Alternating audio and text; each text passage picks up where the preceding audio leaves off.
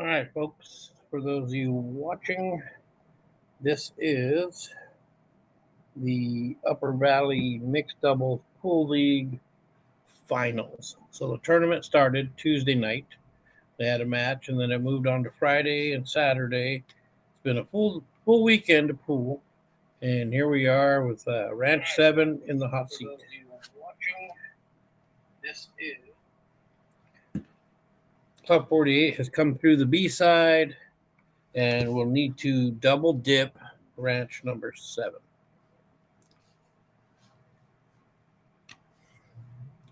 There's a race to 8.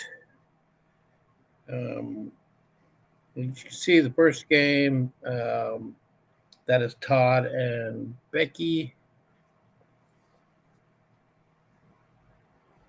They are on the Ranch 17.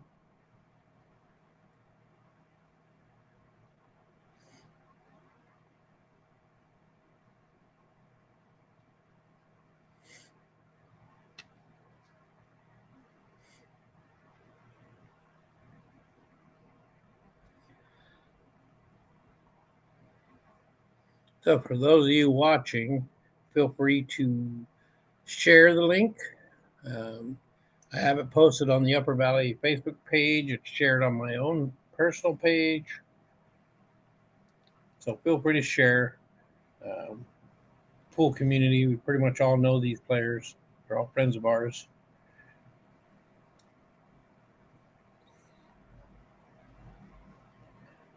So as you can see, there's some trouble balls here. For the stripes, it's this one. And Todd does not have a good angle. Had that cue ball been right in here, then he could have played the 9 on the side with the cue ball going like this at the breakout. So I'm not sure what their plan is here. Maybe to bring it back a little bit and try for a cross bank. But you see the solids, they have this pretty good cluster right here that puts them in a tough position.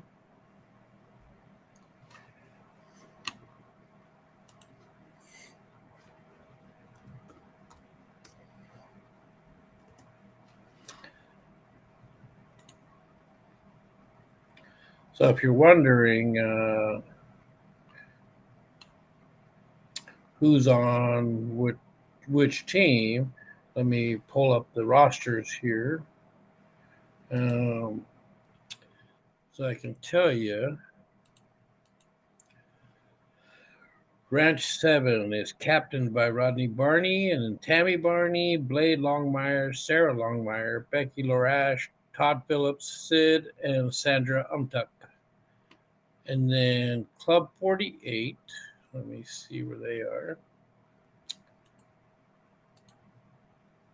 All right. So Club 48 has, hang on here. This image is not wanting to cooperate. Okay, so Jay Benge is the captain, and Esther Benge, Mary Sauvé, Tony Pastrana, Les Harvey, and their last player who is unable to be present for this particular match is Pam Morales. And you will see Tammy Davis playing as a rover for her in this particular match. And that is Tammy at the table right there in the auto care shirt. But overall, it should be a pretty good match.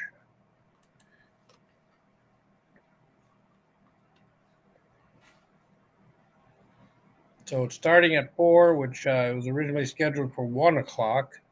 But we did have a issue yesterday morning, and that set that side of the bracket back a few hours, and it's been playing catch-up ever since. And so it ended up, last night's 7 o'clock match was moved to 10 o'clock this morning, since it would have been played at around midnight, which is good for nobody. So we moved it to 10 o'clock this morning, and everything has been fine since. So they got, all the teams are here by about 3:30. So we're on schedule according to the new schedule due to yesterday's difficulties. But like I said, this is the finals. Ranch 7 has the hot seat, so they will need to be beaten twice for Club 48 to pull off the win. But on the high side of this, the top two teams advance into A City. So both of these teams, no matter the outcome, are automatically advancing to A City, which I believe starts in the first week of December. Let me take a look here. Might be able to find that as well. I'm looking on the Upper Valley Facebook page. Chelsea's been really good about putting all the information out there. I just need to find where things are. Oops.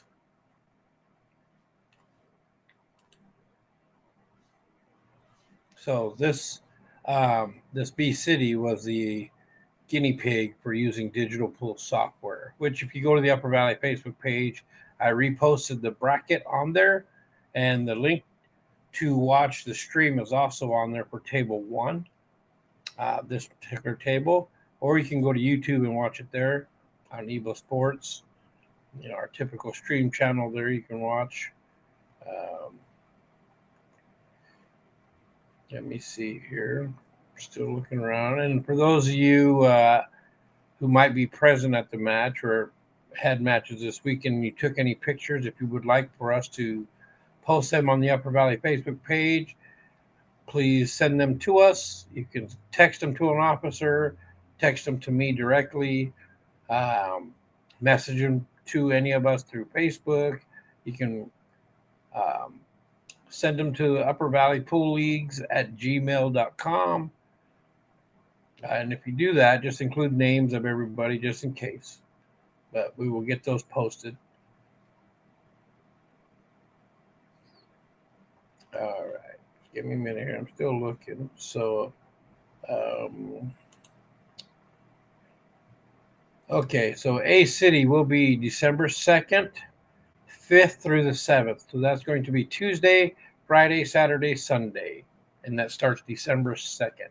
That's for all A City teams. So if you weren't playing this weekend, then you know you're in A City. And A City, I believe, we're going to be doing in the same format, digital pool. So all the teams that were in B City that were basically the guinea pigs for this, thank you very much. I appreciate your cooperation, all your effort. It seemed to go pretty flawlessly, and everybody, I didn't hear any negative feedback.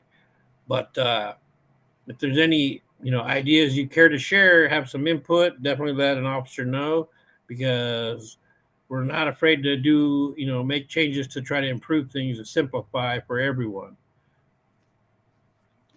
But this digital pool software thing may be the wave of the future, just because it saves a lot on costs for packets, envelopes, paper, ink, those kind of things. Those add up when you print off a bunch of them. So, we may still make, changes to maybe potentially the score sheet versus the laminated one with the dry eraser pen that we're using now. Or we may go that route and just find other ways to simplify. So just stay tuned. But we appreciate everyone's efforts in trying to get through this all. And, like I said, if you have any ideas, feel free to share.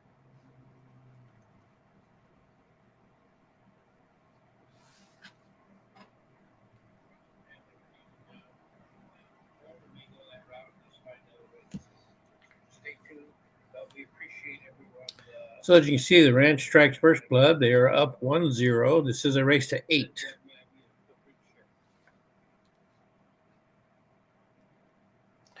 I see we got a number of people watching. Feel free to join in the chat there and let me know who you are, where you're watching from, anything like that. Any comments you want to make about games. Of course, keep the negatives out. But like I said, this pool community is something else. Everybody willing to work together and try to make the best of everything. It's always been impressive. It's been that way for as long as I've played, which I think I My first year of men's league was 2004. Yeah, quite a few years ago.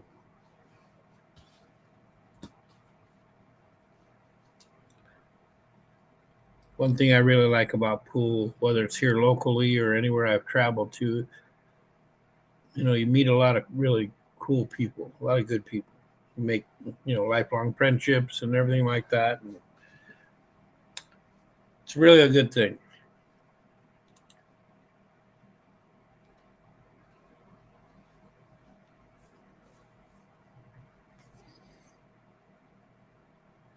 So this is Tony Pastrana. It's a great shot there. Comes over for Mary. So this is Mary Sobey.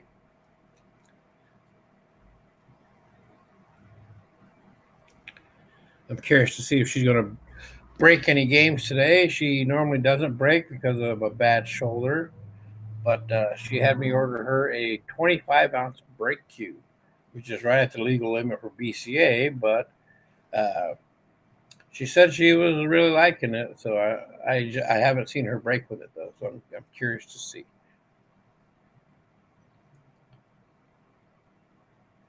So she pockets her ball. Tony comes back to the table. So this is Scotch double, so it is alternate shot. You shoot your ball, your partner shoots the next ball, so on and so forth. 8 ball breaks count as a win as long as you don't scratch. Also,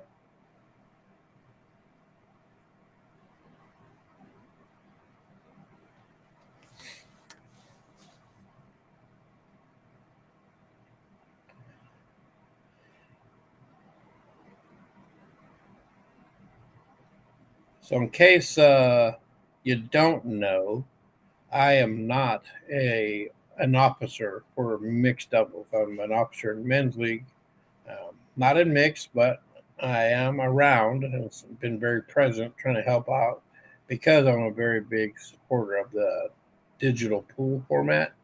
I use it for all my tournaments I run. But I can tell you, Delmer's president, Mary's in there, Chelsea's in there, and they have been working their tails off, putting in a ton of work, simplifying it, as much as possible, being available. And I think those kind of things in the overall pool leagues picture has been very helpful because we actually been experiencing growth in each of the leagues, if I'm not mistaken. But in men's league this year, we are going to have 30 teams. Now, I can't tell you the last time we've had 30 teams or more. I think last year was 23, maybe the year before was 24, something like that. We've kind of been averaging right in that range. And to have a 6 or 7 team increase this year is pretty incredible. But I think that has a lot to do with the leadership. Um, you know, some players coming of age to where now they can play in the bars. Some of the long-standing members, they have their kids coming of age and bringing them in, which is pretty cool to see. We have a few of those going on, and it's awesome. Unfortunately for me, my kids did not want to be a part of pool league. They're not pool players, so but they know I'm big into it, and so they like that I play. It keeps me sane.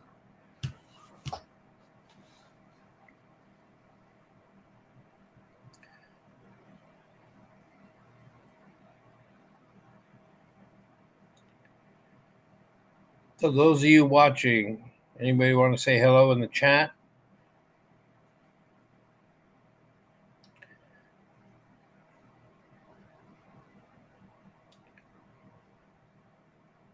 So Rodney missed his shot.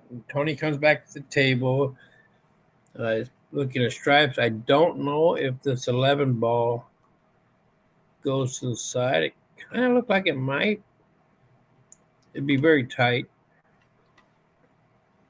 And what a nice little nudge there. Perfect angle for Mary to pocket a ball next. Now, our mixed doubles rules are basically a modified BCA, I think that was voted in. But in either case, it is call pocket. Oh, unfortunately, Mary did not see the tangent line of the scratch, and the cue ball goes up, giving Sarah a ball in hand. So she will come to the table and choose where she would like to start. For me, I think I would start right here and then play the 5 next.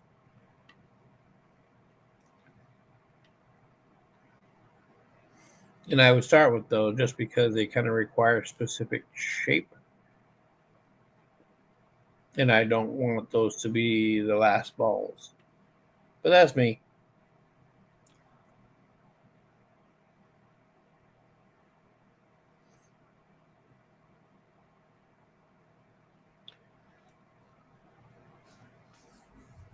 So Rodney, I can tell you, he's been playing more of the weekly tournaments, things like that. And he's been working on aspects of his games, watching live streams that he's on, and kind of studying his own form and making changes where he needs. And he's actually been shooting really well. I give him a lot of credit for putting in the work, and wanting to improve and then doing the necessary things to become better. And he's been shooting really good. And in fact, right before this match started, he was a few tables down playing a guy in a game of 8-ball and broke and ran the table. And it was kind of cool. It wasn't the easiest house, but he managed to work it out real nice. Nice. So Sarah clips the 4, misses the 1. I don't know if Tony can see this 10-ball. Let me see what I can see. So it doesn't look like he can see it clean. He might be able to see an edge of it, but I don't know if he can actually hit the spot to make that shot. If he can, then the out is very much a possibility here to get on the board. So I see some people in the chat. I see Selena in there. Hi, Selena. How you doing? Jack Chapman. How's it going, buddy? And Kelly Smith. Oh, you guys will be down here in a little bit, huh? Cool. Yeah, I was going to run a 9-ball tournament today on the other 4 tables, but then as the day went on, I just kind of decided, I think I'll just do some commentary and stream this match and, give these teams the love they deserve. They've been fighting hard all weekend, and here they are in the final. So, ooh,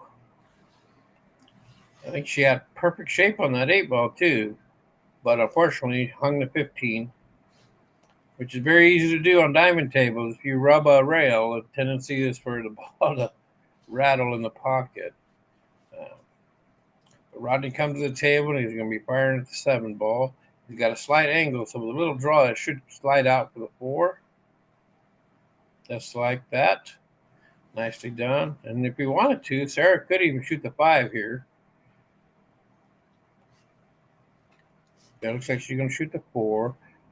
The key here is to not try to baby that. Just go ahead and come across. There you go. Now, if she'd have put a little inside on that, she could have come across this way for the 1. But she played the natural angle, and now it's a little bit tough. So now Rodney's actually going to have to.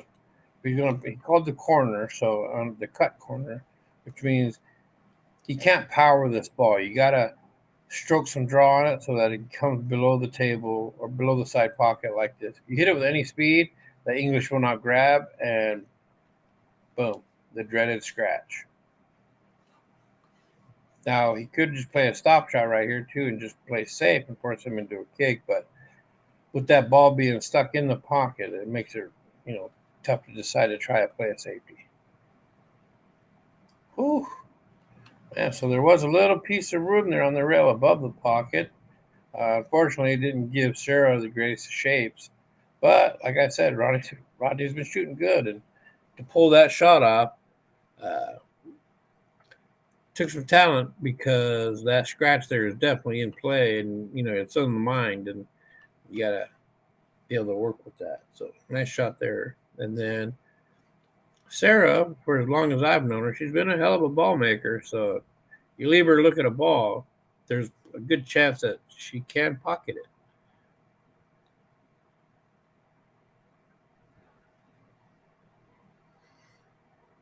Okay, so now though, if those balls would have reversed, that would have been a lot better for them. But the one ball's in a very neutral position. Tony comes to the table. With that ball being so deep in the pocket, it could be tough to get out of there. You could just draw. I don't know what kind of draw stroke Tony has to come straight out. We could use English and kind of a force an angle to get out back into this area. Like I said, Mary's got a bad knee, so you don't want to put her in a position where she has to stretch for a shot. Oh, that was unexpected. He tried to go rail first. So that tells me right there that that ball is sitting deep in there. The reason why I say that, this table has deep shelves, which means if a ball is sitting there on the very inside of that ledge, you cannot hit it rail first. And proof was right there. We just witnessed that. So the deep shelf, this ledge right here, is deeper in than on regular tables. And so this table and table 3 are both deep shelf tables. Oh my goodness, that is very unexpected. And the one comes back to a neutral spot. So now that opens up that big window there for Mary to get shape to. Can't go rail first. That was already seen. So basically, she's going to want to. So Jay's wanting her to go rail first on the top rail, which I don't know if I like that either, because if that hits it fat, it could just rattle and stay there, and the cue ball would be stuck there too. For me, it'd be better off to just play like half a ball right here and let the cue ball just come back out into this area. But we'll see what they decide. So it looks like Mary's asking, what English? And considering the cue ball is up against the rail, top is about all you're going to get. So speed control is what has to happen there. So a little too much ball, and that kills your cue ball action. There is a bank there. I don't know how well Tony banks or how much he likes to bank. But like I said, this one ball is in what we call a neutral position. So realistically, if you bank that at a speed to say like pocket speed and it were to miss, then you're going to leave them a bank.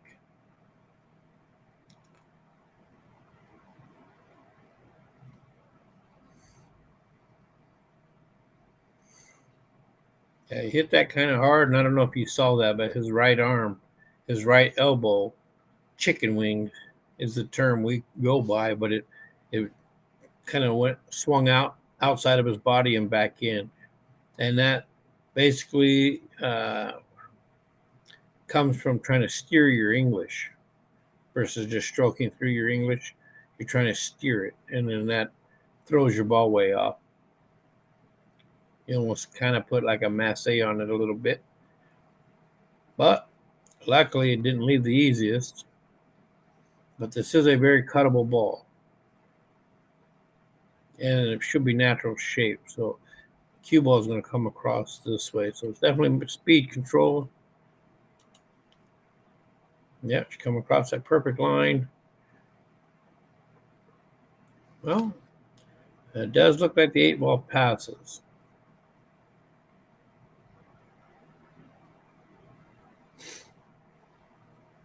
Now, the thing is to roll this, because you don't want to try to cut that with power, because the power will cause the cue ball to deflect wide and bring this pocket into play. Just rolling it, then the cue ball is going to come into this kind of area like this. Don't hit this with speed. The ball's only got to go 1.5 feet. So, well, it was on the perfect line. But as you can see, she did not sell out. Rodney is forced into a bank, or he can go rail 8. So basically, this potential is there.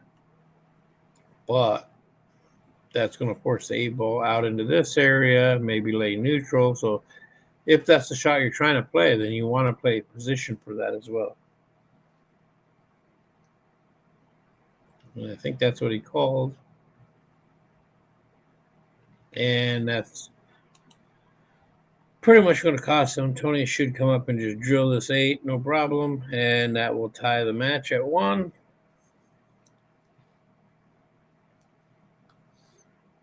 Just like so. Good job.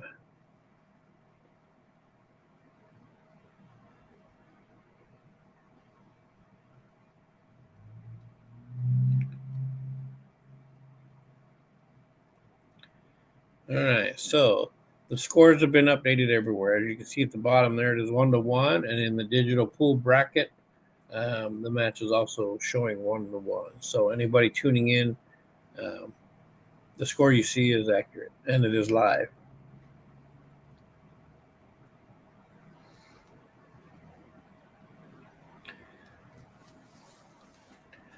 So this is Sid Umtuck. He's racking, and this is not rack your own, so you do rack for your opponent. Sid has been a long time player around the valley. Great guy. You know, he's always been a strong shooter. I can remember back in the day when I was first starting out, he was one of those guys that you didn't want to give opportunities to because he would run out on you. And, you know, with vision and getting older, and I can totally relate to that, so I can say it. But, you know, things get a little tougher. But one thing with Sid, he'll give his all. And I like him a lot. He's a pretty cool dude. And that is Esther with the break. She hits it pretty solidly. I don't know if she pocketed a ball. Let's see, 3, 4, 5, 6, 7, 8, 9, 10, 11, 12, 13, 14, 15. And yes, I went to kindergarten, so I can count to 15. But that was a dry break. So Sid's going to come to the table and shoot first for their side. Now, keep in mind, folks, this is at the Little Dutch Inn in Yakima, Washington. And if you are wanting to watch this match, kind of hang out, enjoy the crowd that they're watching, you're more than welcome to do so. Come on down. There's football, NFL on all the TVs right now. There's good food specials. There's a cook on duty tonight. So feel free to come down and fill your tummy, have some good drinks.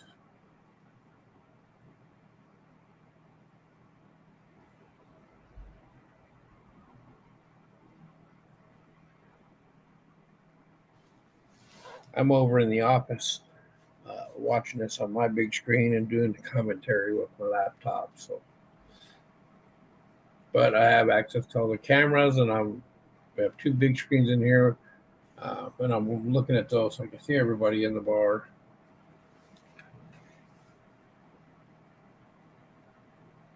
This is Sandra.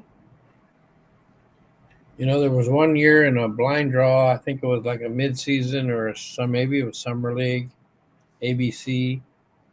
I drew Sandra and Selena, for that matter, and you know, Sandra doesn't really talk a whole lot. She's very quiet, but I tell you what, she's got heart. She was putting it in there, trying to do her best to add to our score. And don't even get me started on Selena, man. That woman was making everything. It was awesome to see. It was. It got to a point where, you know, nobody wanted to play her. They were afraid of her, and I think we ended up maybe 3rd or 4th place. But I know we made money, and it was a pretty awesome weekend.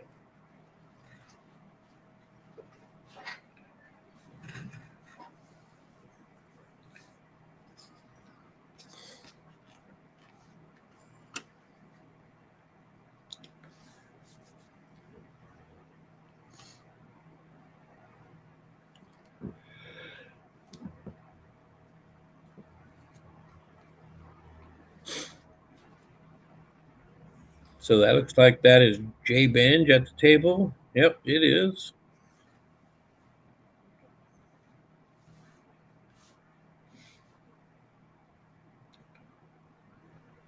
It was a great shot on the four there, and used the other ball as kind of a stopper a little bit.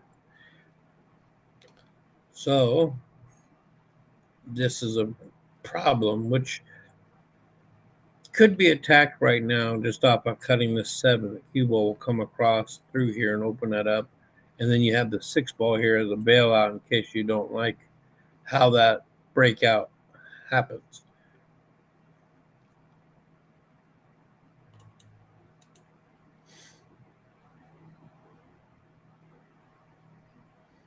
So to get across, you'd want to be playing the 7 ball with center ball English so that it goes straight across, which would hit the 2 or even that 15 there. But she went for the 7 ball. A little differently there, miss hit, came out.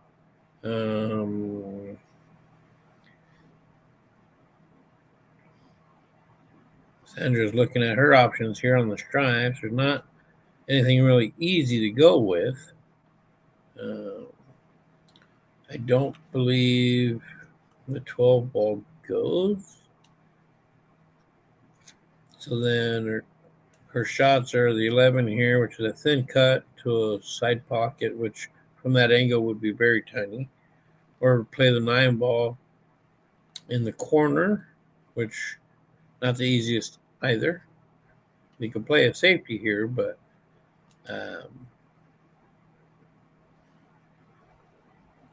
they tend to prefer to try to run up, which can't blame them. You know, some days it all looks good, works well, and other days not so much. But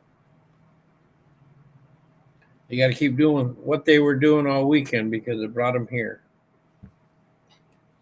And by here, I mean the final, in the hot seat for that matter. Oh no, it's sorry. Oh no, that's right. I confused myself. Sorry.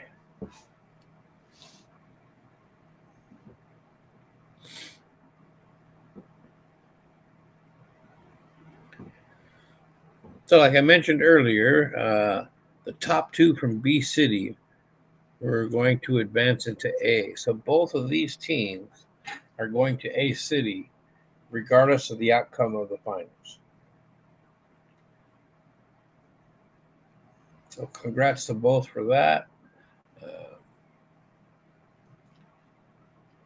It's been a great weekend of pool, lots of pool going on, which is what we all like.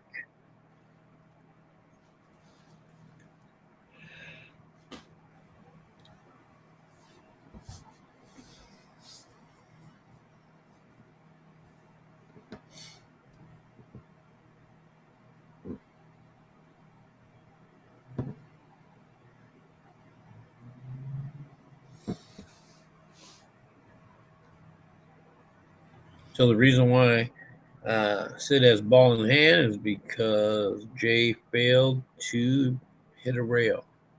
He hit the 6, and the 6 never made it to touch a rail, and nothing else did either. So by rule, that is a foul. Plenty of issues here, though. Looks like he's eyeballing a 9 in the side and maybe drawing into this cluster here, trying to open that up.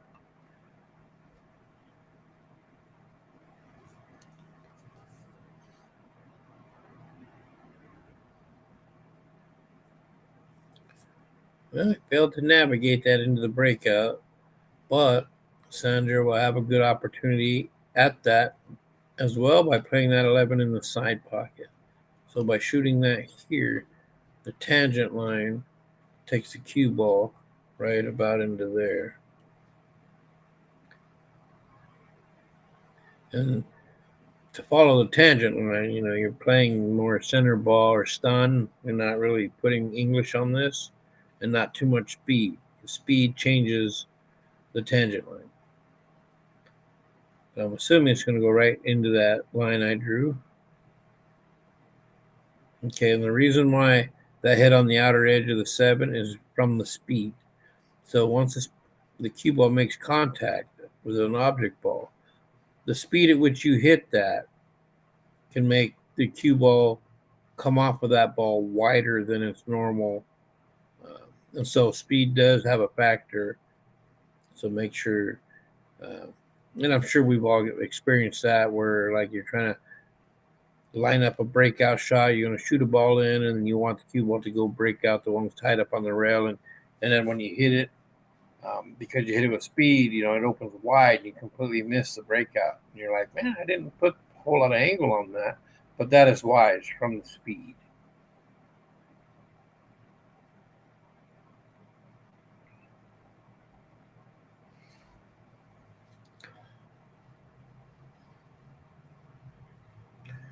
So this is a problem here for Jay. He's looking at that, not sure how to get to it.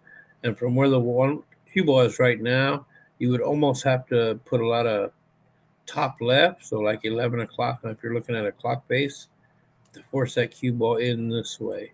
But it looks like he's going to shoot the 7 ball, opting for a potential different angle at that. And he basically put her in the same position to play this here and try to get the cue ball in behind that to open it up.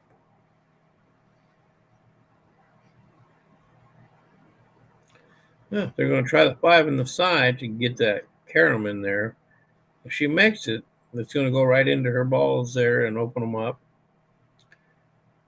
Man, she hit that good. But as you can see, the layout isn't the best. However, there are safety options for them because the 13 being center is neutral, and this is somewhat neutral. So they could literally play safe if they want to. It looks like he's trying to play the 2 up table.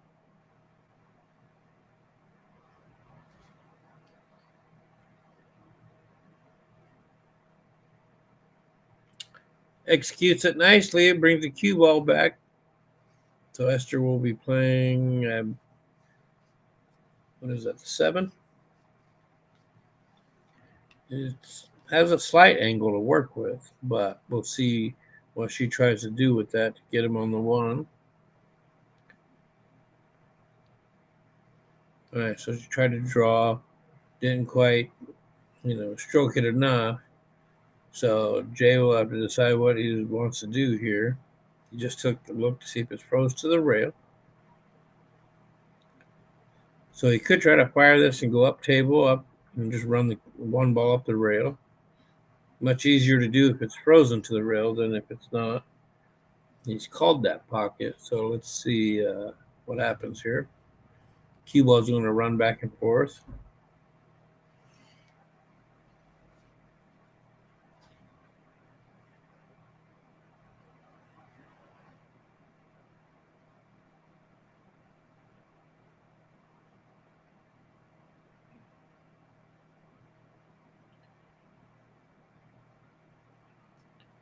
Man, he hit that at a really good speed.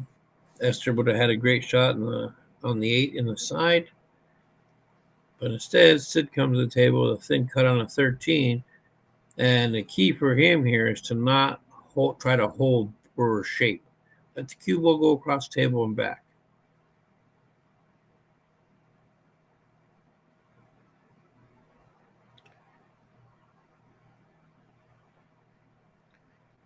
Well, missed the ball first, caught on the way out. So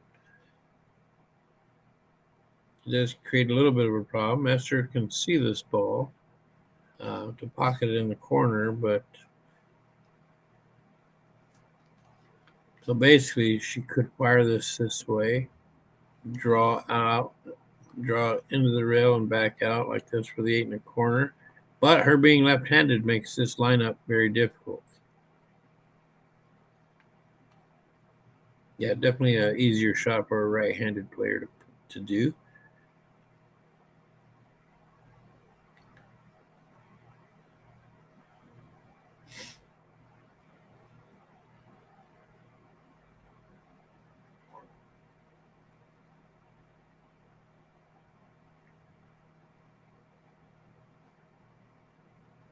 So she's playing the thin back cut. That's a pretty tough shot. I mean, it's a lot easier for her to set up to. Oh, man. She hit that pretty good.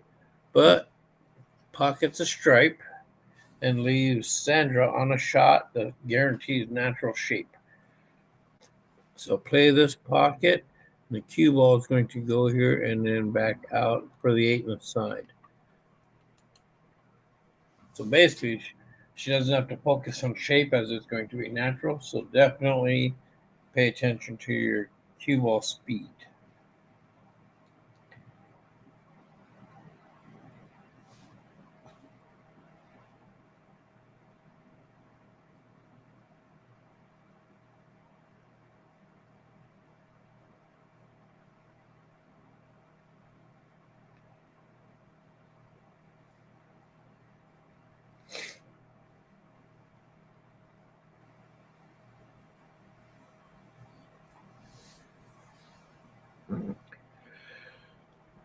Oh my goodness. As you can see how the cue ball coming back out. But unfortunately, she narrowly missed the shot, giving Jay a good look at this. One ball.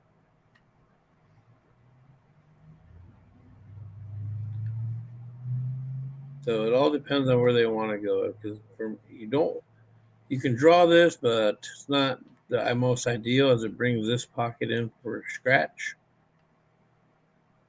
If you go top and around, that works too.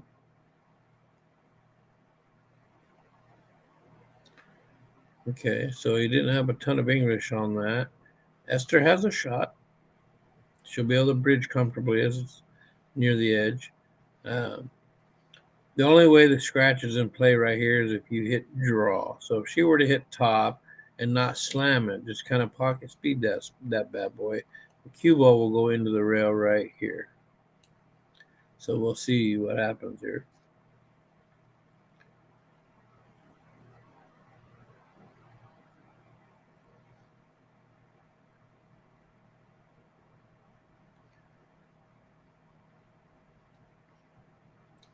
You can see she kind of hit that hard, and the elbow moved in a kind of like steering her English kind of movement, the old chicken winger.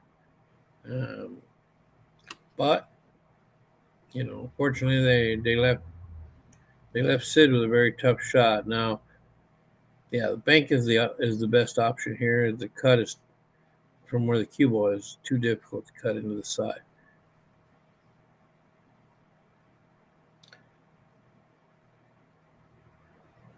So he has called the bank, and don't scratch. All right.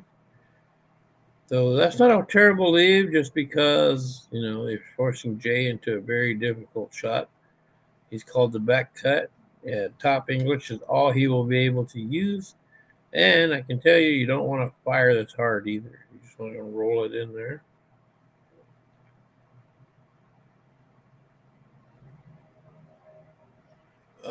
Oh, wow. He hit that really well. Almost got the fortunate trick shot kiss in there. But the 8 ball is sitting in the pocket. So uh, this particular game will be over in 2 shots.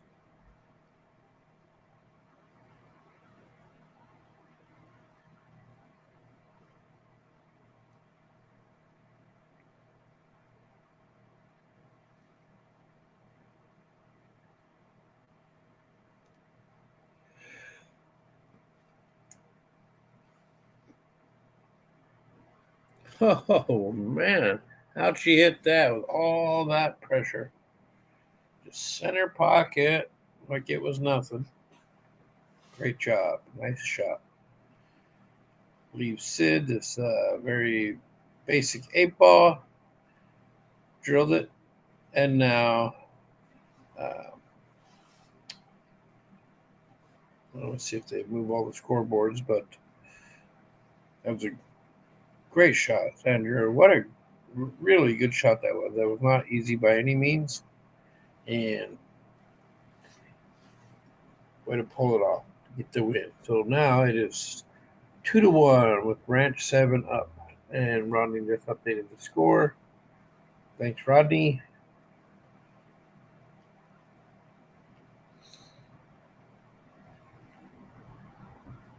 So this will be Tammy Davis, the Super Rover this weekend. She is filling in. And so thanks to Tammy for that, not just on this team, but a few matches this weekend. So thank you. And I heard Josie was a rover this morning. So thank you, Josie. Miss Josie Colfax. That's Yvette's daughter. Um, most of us all know already because she is on the pool scene now. And anyone else who rovered this weekend, thank you. It helps a ton.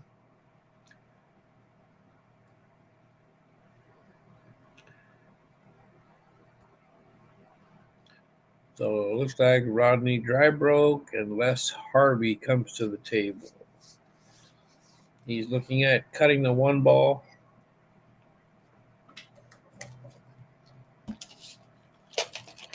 Nicely done. Not a ton of options here for Tammy. Looks like it's going to be some sort of combination.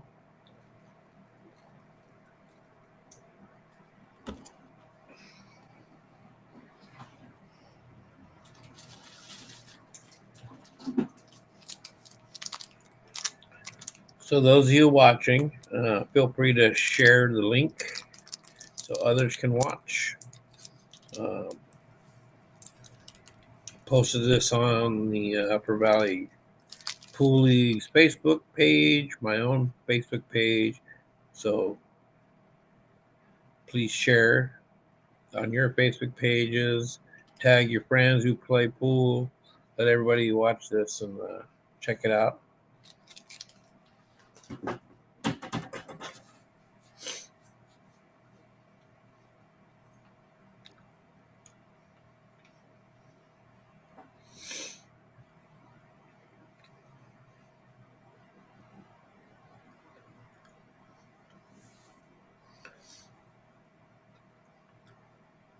So this is Tammy Barney, Rodney's wife. She's back on the scene. She used to play quite a bit of league tournaments and things like that, and then kind of went on a hiatus for a while. And she's back. I don't know for how long, but good to see her out shooting again.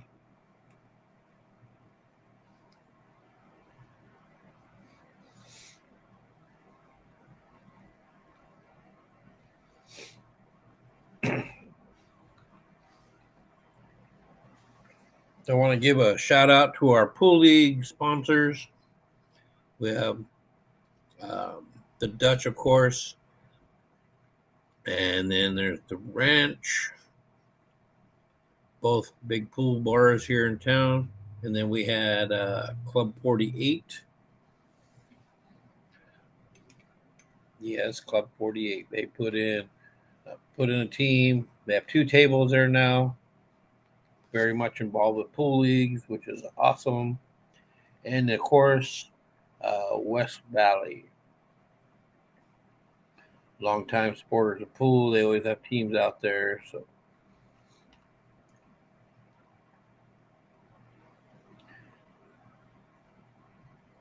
but we're always looking to expand, grow with more bars, or bring bars back that have left. Um, Teams, players. So keep the eye out and ear open.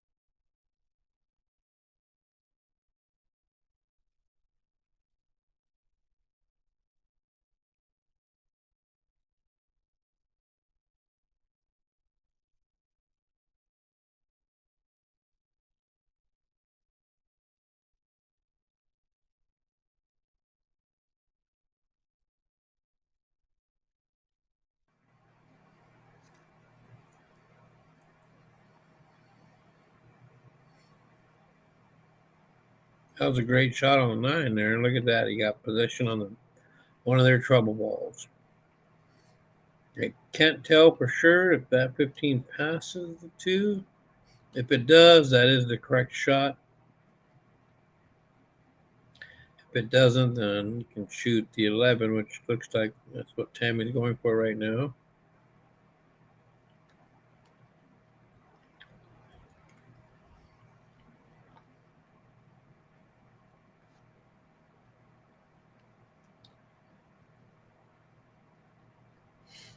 That put him in a little bit of a bind now.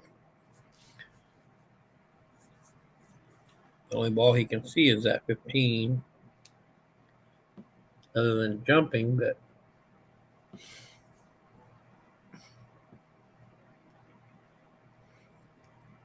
yeah, what a nice shot. Was that the call? Must have been. Great shot, Rodney. So now they're going to have to go rail first. Yep. He's picking that out. So the cue ball will come in kind of like that. And that's the downside. You really got to know where your cue ball's going.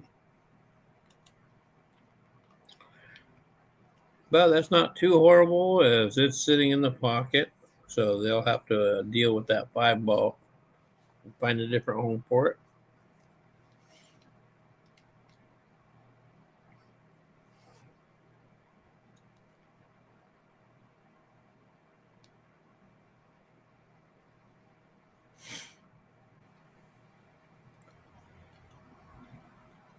Well, that wasn't the best of leaves, but it did open up their trouble.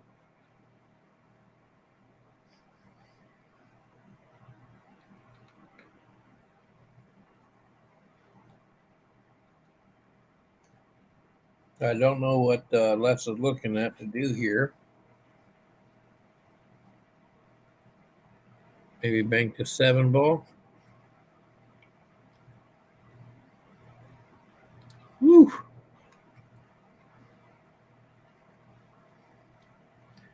He hit that too good. Look at that. Right off that 14 and into the side. Nicely done.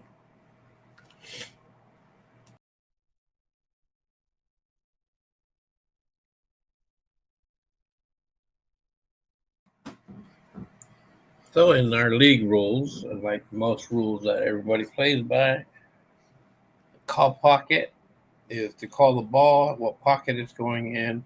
How it gets in there does not matter. You don't need to call any of that. So you don't have to call carom. You're playing it off of this ball or that ball or doing whatever. Call your ball, what pocket. And if it gets in there, it's good.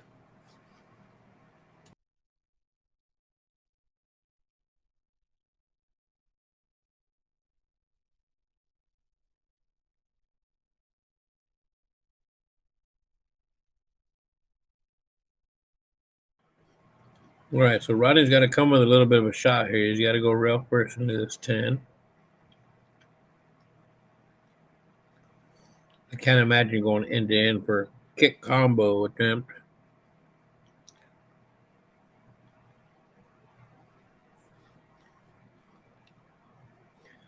You could come rail first, like into here, and hit it with straight draw. So when it comes off of there, it could potentially draw out of there and not move that 14 into some funky position.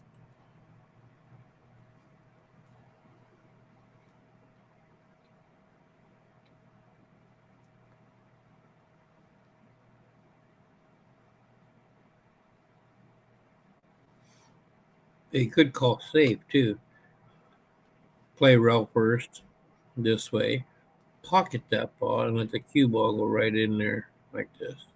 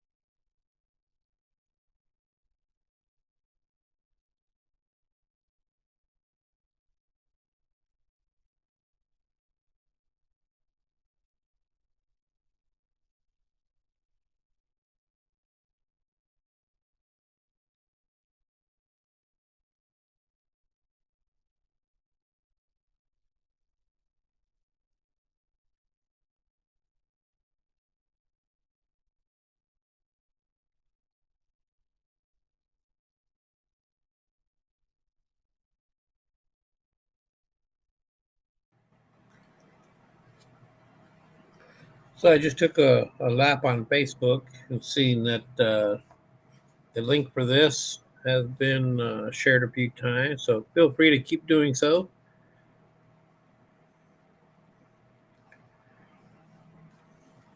And if you're already tuned in and watching, feel free to share the link on your own Facebook or anywhere. Just be sure to like. Doesn't cost you anything. You get to enjoy the stream. Feel free to comment in the live chat.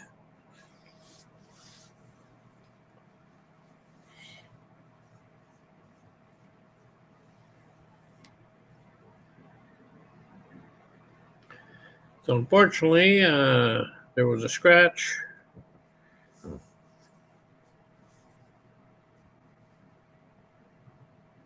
Rodney comes to the table on their last ball with ball in hand. Going to shoot that in the slide and roll forward into here for Tammy to play the 8 in this corner right there. They put a little bit more angle on it to get closer. Left Tammy straight in. So that was a very good shot and leave by Rodney. And Tammy's a pretty good ball maker too. So I fully expect her to make this. Nothing fancy. Just pocket the ball. Oh, commentator curse. Yet again. I was guilty of it last night too.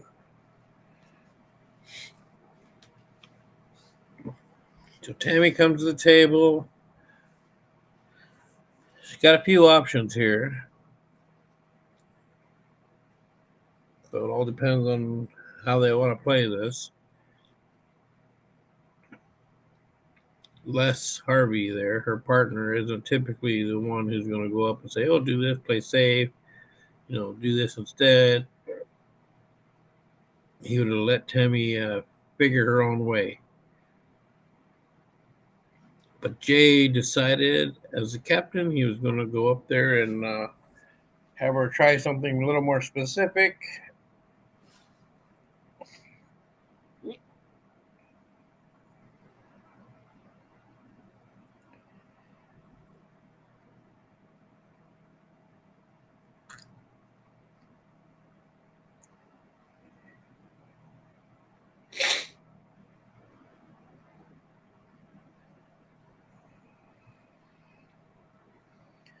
I don't know about all of you, but I'm exhausted today.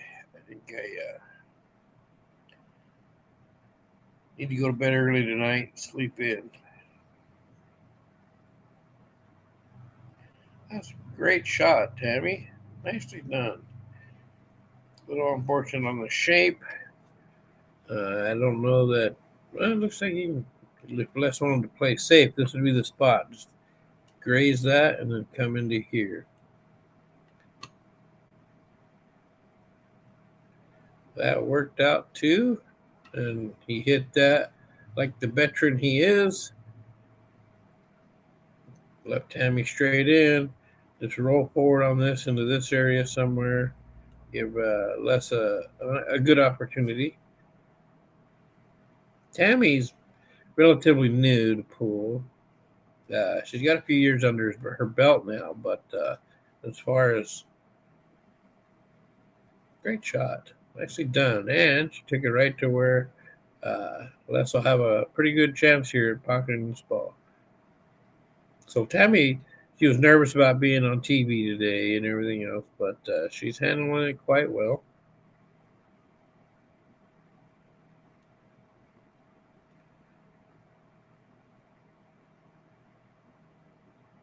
Little unfortunate rub on the rail there, took the 6-ball offline. But as you can see, it didn't leave the easiest of shots. But, Rodney's been, like I said, Rodney's been shooting really well. So it wouldn't surprise me one bit if he pockets this. He has enough rail with a cue ball to not scratch. So he can just focus on pocketing the ball.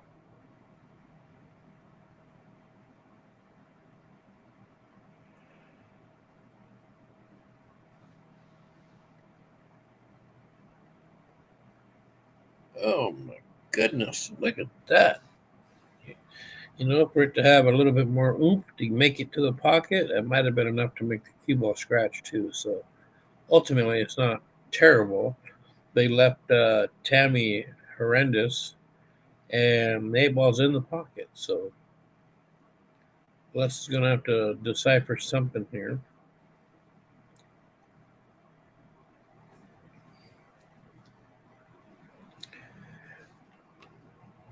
Playing a safety where you like just slow roll and nudge a 6 kind of this way and leave the cue ball here.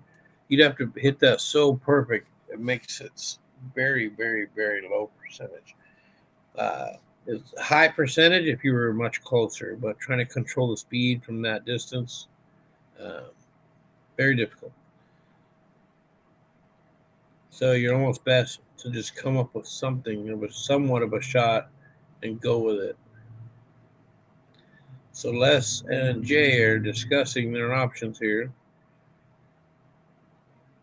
I think they're looking at a 2-rail bank to the corner where Tammy's standing. So basically, let me get rid of that. Basically, kind of going this way. This is what they're looking at. It is doable.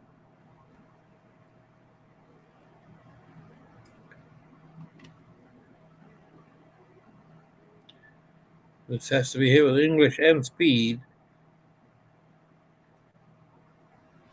Speed, I don't think is going to be an issue.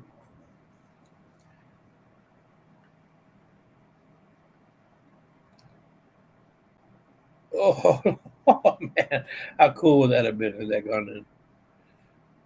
Especially for her, she would have been jumping up and down, and that would have been fantastic. But to her credit, she didn't hit that bad. That had a chance. It looked like there was action. But now Tammy comes to the table with a similar 8 ball that Sid had in the last game. So the key to these is to not hit full ball. Hit half ball, half rail. That way there's no worry of the cue ball following it in either. So this to tie up the game. Boom, nice job. Great shot.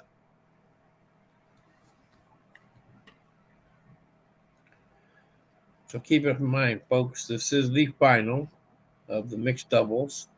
And Ranch 7 has a hot seat. So they will need to be beaten twice by Club 48 for Club 48 to win. Now, the Club 48 team, I think they lost a match. I'm going to say yesterday. I don't know for sure. Sorry. Well, I guess I could look at this bracket.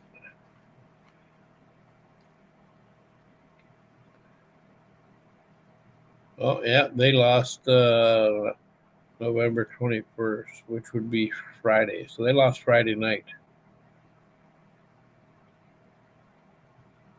by a score of 8-5, and they have battled their way back to the final. So good job, guys. Now, if you want to look at the bracket, go to the Upper Valley Facebook page. I just posted the link to the bracket just before this match started. It was on there earlier from when Chelsea did it with the team rosters, but instead of always having to find that one and then click on that link, I just decided to post the link again. And then in that bracket, Table 1 should have a link to be able to click on and watch the live stream. Otherwise, you can click on any of the ones I've shared. If you want to go directly to YouTube, just go into the search box and type in EvoSports. That's EvoSports, no space. Click on their page, and then on the playlist, you may even see it right on the homepage. But if not, you go into they have a playlist tab, and that shows all their venues that have an Evo camera. And then you just search for the Dutch. And when you click on the Dutch, it should be the first match that pops up, as it is a live match. We had a streaming match last night for a BFS match, a money match between Ron Scott of Yakima and Michael Blanchard from Goldendale. It was their second time playing, and it was a nail biter yet again. And Hill Michael come with the shot of the night with a end to end table bank on the eight. That was pretty incredible, and that was to win everything. So congrats to him for that.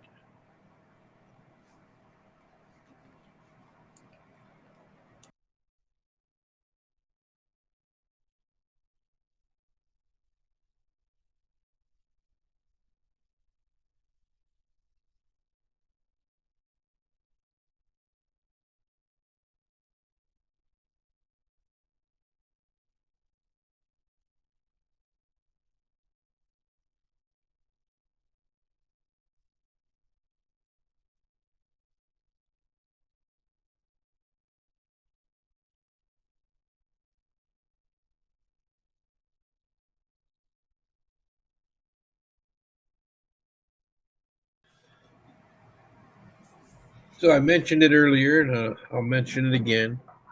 The officers for this year have been incredible. Have done a great job on getting everything squared away, everything set out straightforward, so that everyone can be aware.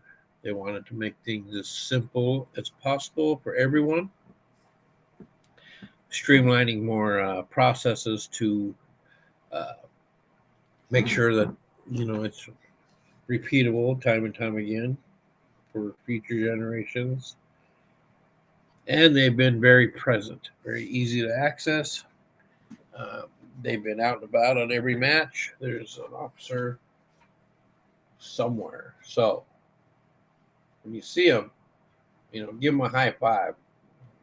Tell them, hey, thank you, appreciate your hard work, because for what they get, it's considerably more work than uh, what they're paid. And there's only two spots that are even paid, um, but everybody does an equal load. And to our sponsors as well, thank you for hosting and sponsoring teams. Greatly appreciate that. We always looking to grow, whether it be with players, teams, more bars. So if you know of anyone, get them in touch with the officers and get them going. Get them loving pool like we all do.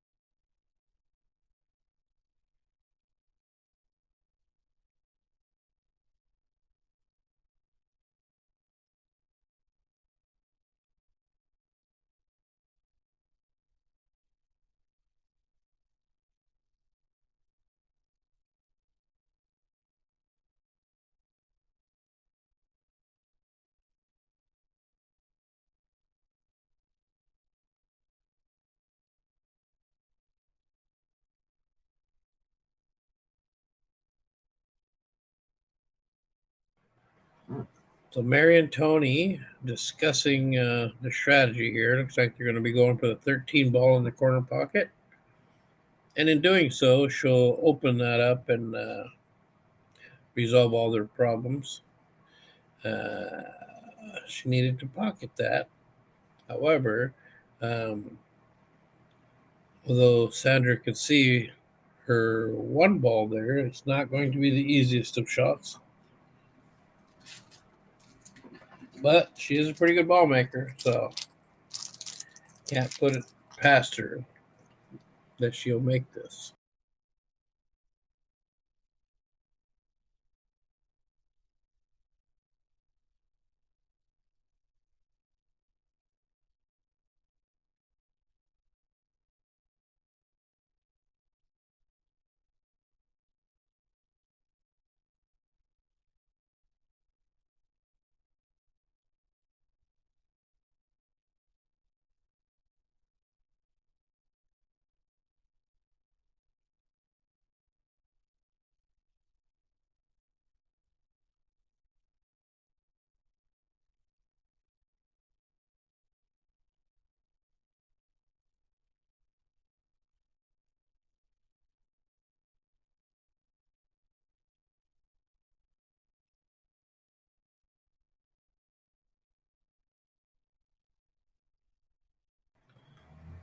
So we have a live score of 3-1 in favor of Ranch 7 over Club 48. This is a race to 8. If Ranch 7 gets to 8 first, they are the B City champions. If Club 48 gets to 8 first, then they will do a second race. But no matter the outcome, both teams will advance to A City, which starts December 2nd, and then will conclude that same weekend, which is 5, 6, and 7.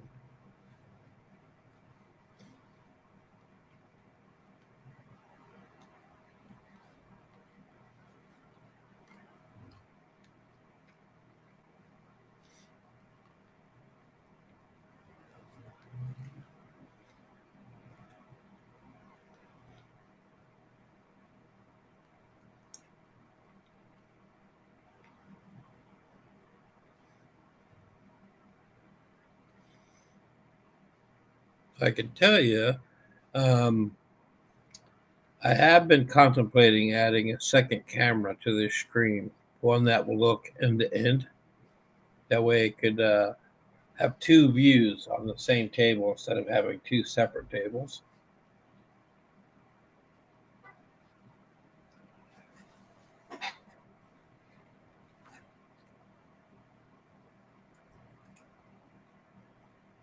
Has a great shot, perfect shape. All Sid has to do here is just stop shot it. You might even want to drop back a little bit so that Sandra doesn't have to use a crutch.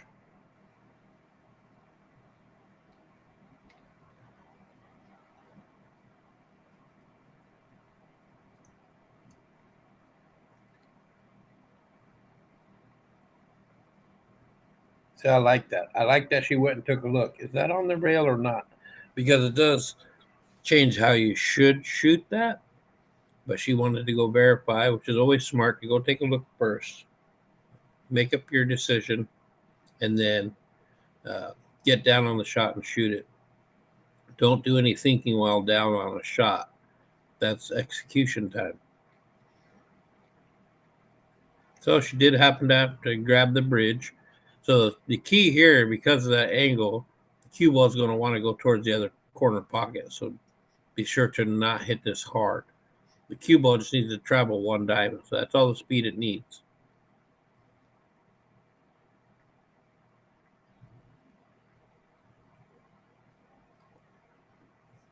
Perfectly done. But notice how the cue ball is traveling towards the corner. It wasn't on and a threat of scratching. Had she hit that with a little bit more center English, then it would have opened wider towards the pocket. But she hit that with a perfect speed, so it did not matter. Good job. That bumps their lead to 4-1. So they are halfway home.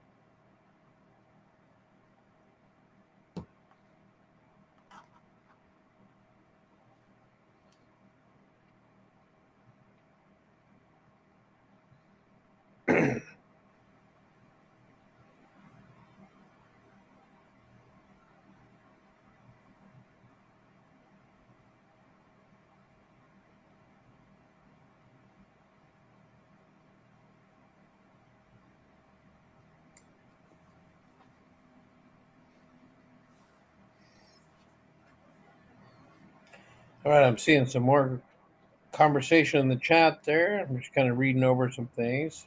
That's always good to see people talking in there. I like that. I like that interaction.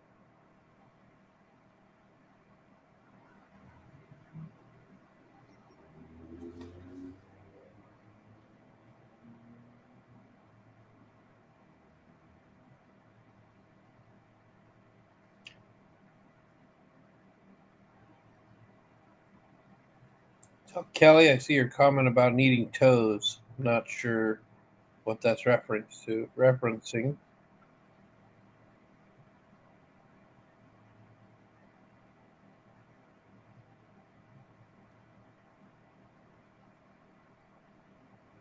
And I agree, Kelly. Thanking the Rovers. Uh, they've been a big part of this weekend, keeping things running smoothly. They fill in where they're asked to fill in. They jump right in. Um, and it's kind of been that way all season. They've been pulling their weight for sure. And then this weekend, they really helped out. We had one situation where it was a dire need, and Tammy jumped right in, helped us out big time. But to all the Rovers, thank you very much. You are very much a part of everything that goes on, and you're very important indeed.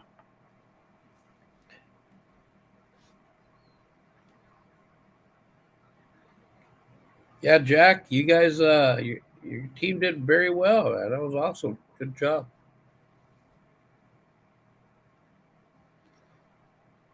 Yeah, Sean, it was a very long weekend and still going. See Crystal in the chat rooting on her sister.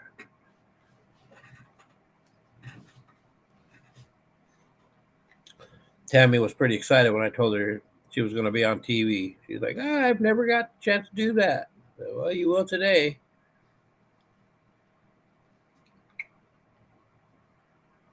The key, though, when you're shooting is to not think about being on TV. That way it doesn't cause you any extra nervousness.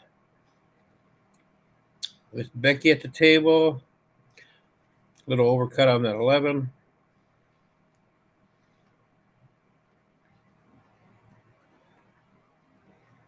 Now, I can say I don't know a ton about Becky. I mean, we've talked about pool before, and she told me when she lived on the west side, she used to play APA, and I think she said she was as high rated as a 5, which is actually pretty decent.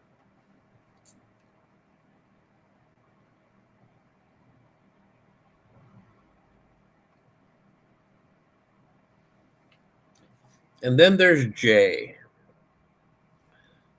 I've known Jay for quite a while, and since day one, watching him shoot, his practice strokes are very odd to me. He bridges tall, and his practice strokes are almost always aiming over the cue ball, and then he dives in on the last stroke to shoot the shot. He dives in where he's looking to hit. It's very unorthodox. I don't recommend it, but he's very well used to it, and so he uses it to his advantage, and he shoots pretty decent.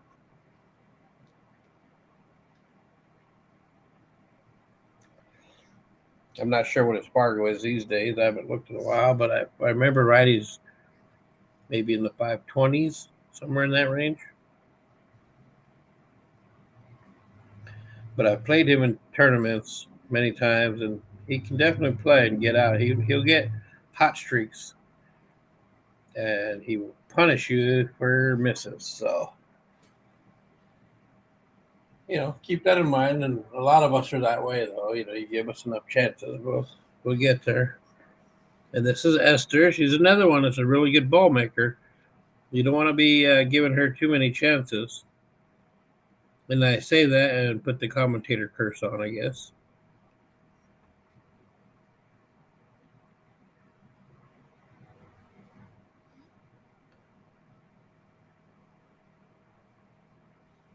Yeah, so this is Todd Phillips. If you don't know, now you know. Todd's been a long time player of Upper Valley Pool League, Summer League, and just pool in general. He's played for a long time. Pretty knowledgeable of the game and equipment.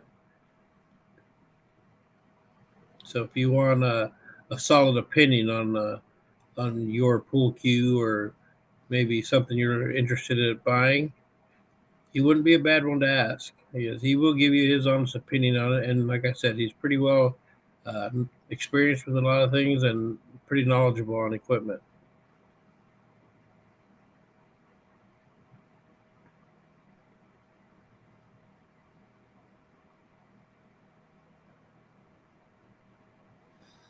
So this cluster of stripes is not the best right here. And then this one is also a trouble ball as it does not pass by the 2.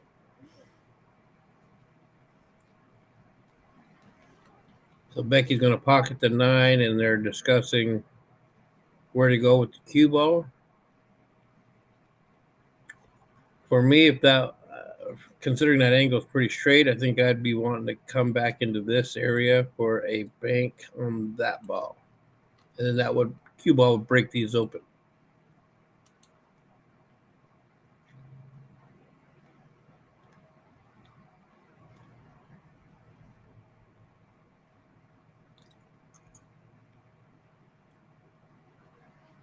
Well, depending on what Todd wants to do here, he can actually play. Looks like he can play this combo.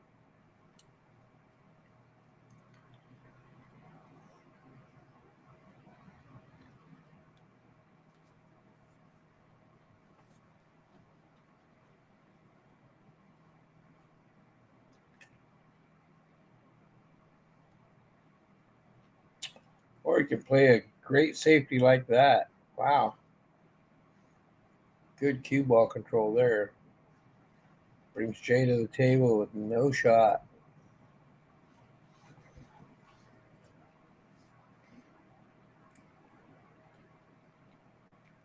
See, the other smart thing about that shot is Jay's guaranteed a hit by grazing this 2 ball or doing something with this 2 ball and potentially moving it out of the way of that 15, which would then go by the 8 and have a pocket. So Todd basically forced Jay into a position to help him.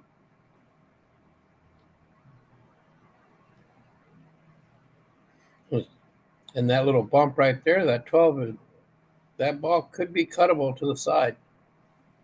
It's certainly bankable, but it might even be cuttable from where that cue ball sits right now. And if that's the case, that would be the better shot to go with. But I think that combination with the 15-13 is on again. It looks like they can get in there to it if they want. And it wouldn't be a terrible time to try it, as that 2 ball is still a very difficult ball for Jay.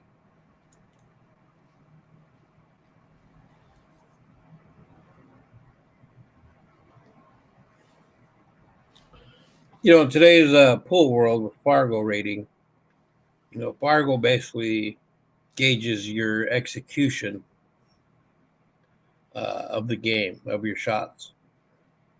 But it doesn't necessarily describe your knowledge, because I can tell you Todd is just like his Fargo, I think nowadays is just over 500, but his pool knowledge is much higher than that. So even if your execution isn't there, having the knowledge of the game can still benefit you quite a bit.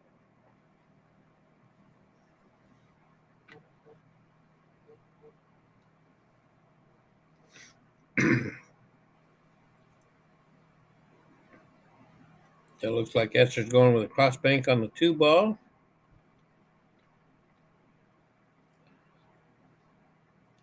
Well, she's going to get rewarded well for that effort. As you can see, she moved that other stripe up into this hellhole that is stripes. And then the cue ball ended up behind the 8. So there's no direct line to it. So there's definitely going to be a minimum of a 2-rail kick. There's no direct line this way. If cue ball is too close to the 8 for a jump, so they're definitely going 2-rail to get a hit.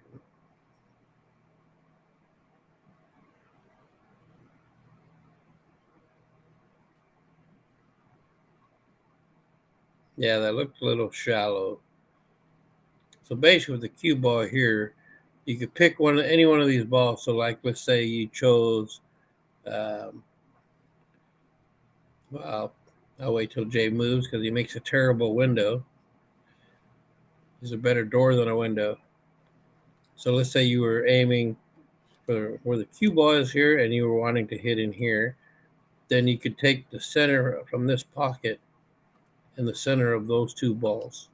You would lay your cue in that area so that you can see, so that these 2 distances are what you should determine as even. And then you're going to pivot this angle over the cue ball. So if the cue ball is here, you'd move your cue so that, oh, that's a terrible line. Sorry. But that line you picked out here and this line here would be the same. And then that would be your target. So then you would shoot the cue ball here with running English so that oh, sorry, my mouse just went crazy. So then it would go off this rail and into that target line that you picked. Sorry about the squiggly line. Like I said, my mouse just took off like crazy there. But, they came to the table, ball in hand. So it's a big opportunity for them. Looks like you're going to be playing safe here. Just roll in there. Yep. Excellent shot. Now, it does look like, well, I don't know for sure. Let me see. It looks like it passes just by this line I drew. And once again, if you're going 1 rail, oh, man, so close to a hit. That was really close. There's ways to measure that to give yourself a best chance of at least a hit, because there's nothing worse than giving your opponent ball in hand. I'd rather hit my ball and then leave them a shot versus giving them ball in hand where they get to pick what shot they want, pick what angle they want. Those kind of things. It could be a very different outcome. So luckily, Becky's left-handed, because that shot would be very tough for a right-handed player because you'd have to be stretching from the end of the table. So now Becky bumped out a little bit, leaving Todd straight into the corner with the 12. Now, if he wanted to, he could play safe, just because there'd be nothing after the 12. So just kind of come into here with the cue ball. Looks like that's what he's doing. And that works out very well. And you basically forced Jay and Esther into a minimum 2-rail kick. And at the same time, he opened up their problem. So if they get ball in hand again, there's a very good chance they will run all 3 of their stripes. But position to the 8 might be the only difficulty they have. Oh, that was a great try, Esther. Great try. But like I mentioned, with kick shots, there's multiple systems out there that will help you to aim a kick shot. They're all over YouTube. So if you ever get a chance to watch any of them, find one that kind of breaks it down in the simplest form that you can understand. Then the next time you're at a pool table, set it up and try it. Get it figured out for yourself. so you know what kind of English to use, what speed to use, um, because those shots will come up. And it's good to be able to get yourself a hit. So Becky starts with ball in hand. We're going to shoot this ball on the side. So now, based on what Todd wants to do here, I think his best bet, instead of trying to draw back, best bet would be to go forward into this position, leaving Becky a shot to this corner, because the 8 ball is down here. Then she could just follow with the cue ball, because if he draws back on this shot now, pulls back into here, Becky will have to shoot this and try to get position down in this area, which is going to be very difficult. So he should look at kind of a straightish line this way. So he's going to want the cue ball somewhere in here. Okay, so basically he was thinking the same way, but he wanted to put her to this corner. But as you can see, he's on the wrong side.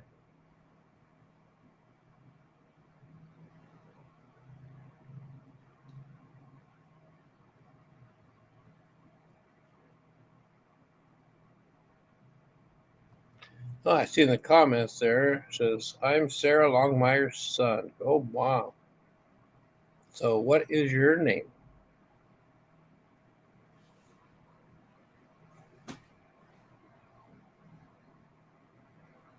Great shot, Becky. Perfect shape. Nice little angle on there. Todd's more capable of pocketing this 8. This is a big game. This puts them on 5. Very nicely played. Good safeties. You know, they never rush themselves to get out. They play the safe, do what they need to do to keep control of the table and control of the game. Keep Jay and Esther on their heels, and it paid out. They both made some really nice shots there. Great out, and they extend their lead to 5. Ethan, nice to meet you, Ethan. Yeah, your mom's a hell of a shot.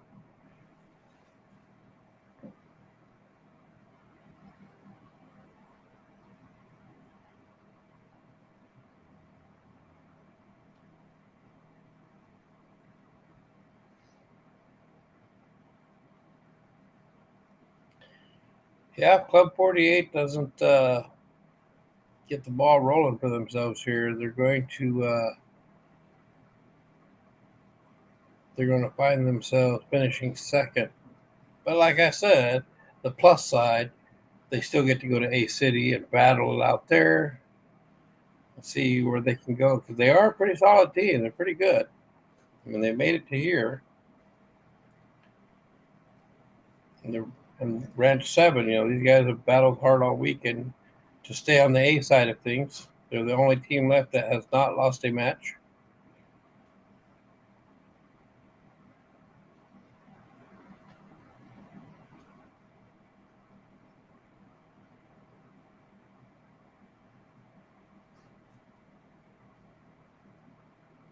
Hi, Yvette. Glad to see you're tuning in, watching this match as well.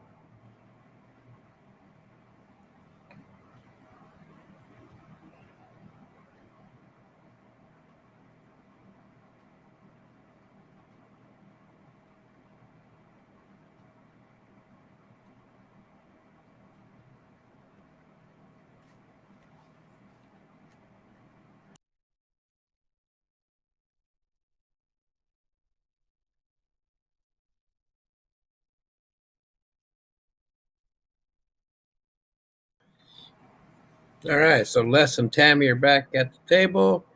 And like I said, before the match started, Tammy was super excited to be on TV. Um, I don't think it's having any impact on her, as she is not paying attention to that side of it, which is exactly how you want to play on a TV table. Don't worry about it. And Tammy has been the super rover of the weekend, playing for a few different teams, helping out wherever she could. So thank you very much for that, Tammy. It's greatly appreciated, not only by the officers, but by the league and teams.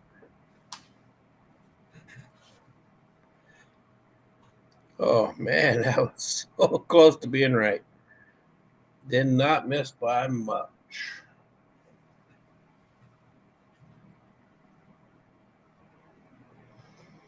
Well, nothing wrong with that, Yvette. Nothing wrong with being at home chilling. It's Sunday, a long week in the pool.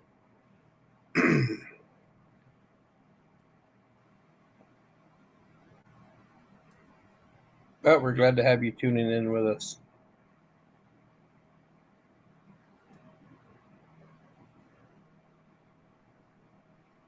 Josie played this morning. She was a rover on Jack's team. So we greatly appreciate her coming into play, early in the morning. And pretty sure she kicked butt. I don't know. I wasn't there to watch. However, just going off the track record of every time I've seen her play, her game is improving more and more each time, and it's pretty cool to see.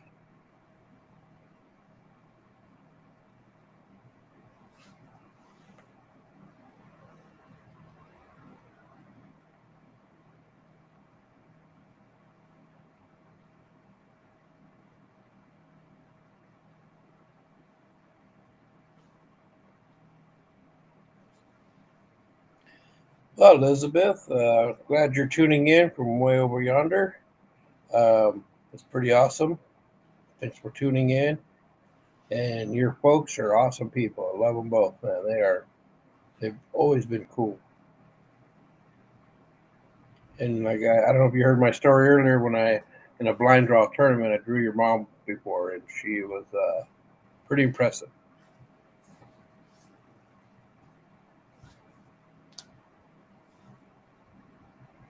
So Sean, you said she played very well, so I'm assuming you're referring to Josie. So thanks for the update.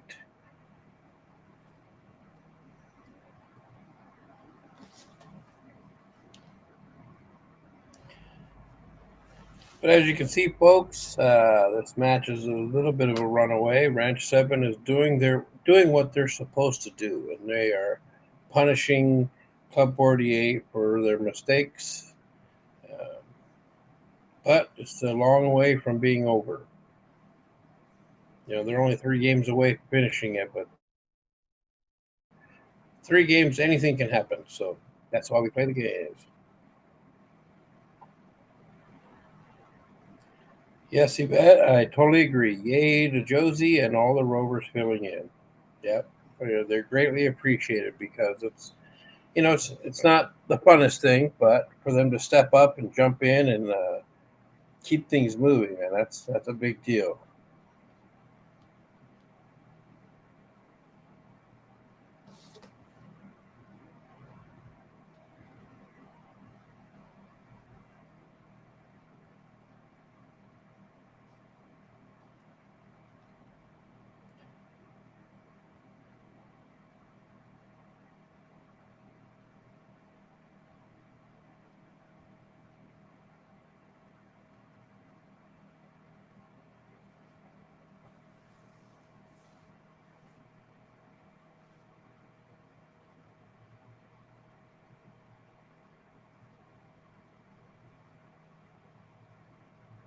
Oh, the dreaded rail rub typically leads to a hanging ball, which it did. But you see with the stripes, there's this cluster here.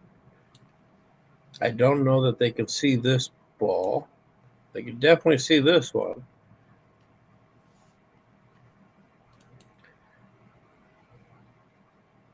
If Tammy can see that ball, if she pockets that, there's really nothing left for Les.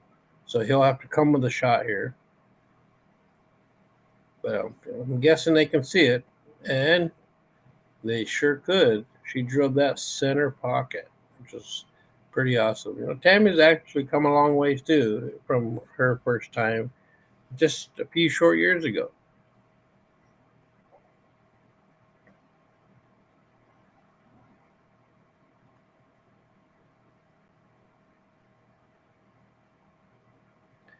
And by profession, Tammy is a school teacher.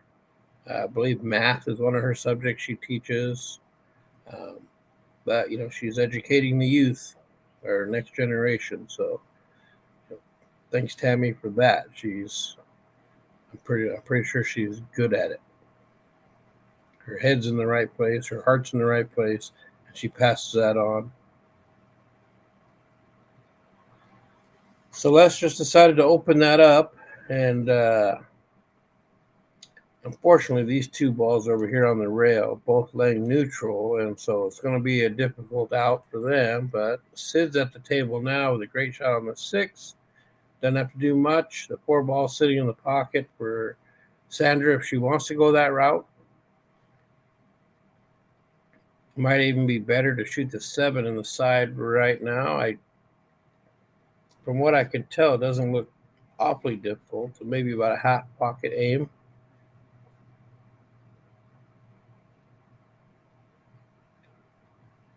But she's got options.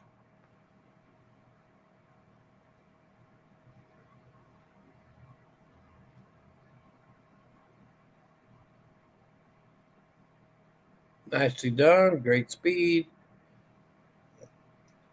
Gives Sid a couple of options here. He's looking at the 7 ball. But I think it still passes to this corner also.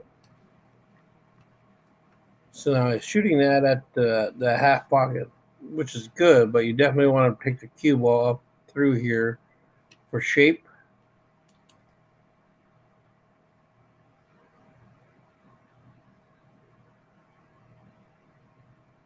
Oh, man. How good did he hit that? Perfect angle. So that goes there pretty standard, and the cue ball can come over here naturally. So all Sandra has to do is just control her speed. It's going to be natural shape. Great shot, Sid. Way to set it up. And knowing Sandra, she's going to drill this just fine. Like that. Now, as you can see, it's a little bit of a back angle. Kind of hard to tell right there, but the cue ball is naturally going to move this way, which is perfect because if he hits this with a little stun draw, the cue ball will come over into this area and leave Sandra straight on the 8 into the corner. So the thing here is to not get fancy. Just a little pop. That works. But you see it came on that natural line, and this game is over. She's pocketing this ball. Yes, Yvette, both of these teams are moving on to A City. So no matter the outcome of this match, both teams will advance.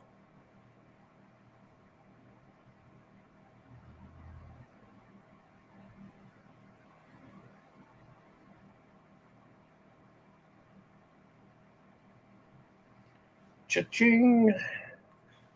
Oh, in fact, I have that sound effect, so let me go ahead and do that right here.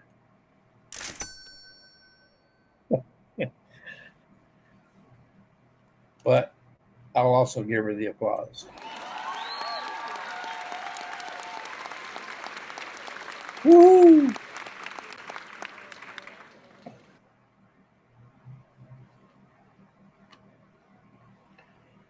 So the current score is now 6-1. Rodney's going over there to bump up the score on the screen. There it is. But I'm also looking at the digital pool bracket, which is a live score that they're keeping score on their phones.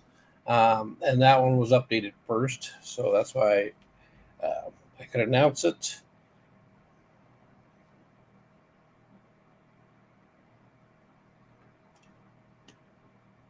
Yeah, Zombie Nation 2008. You're right. That was a great out. Few really key shots in there, and nice finish to get that win. So they're inching closer to the final to finalize the match. Todd to break.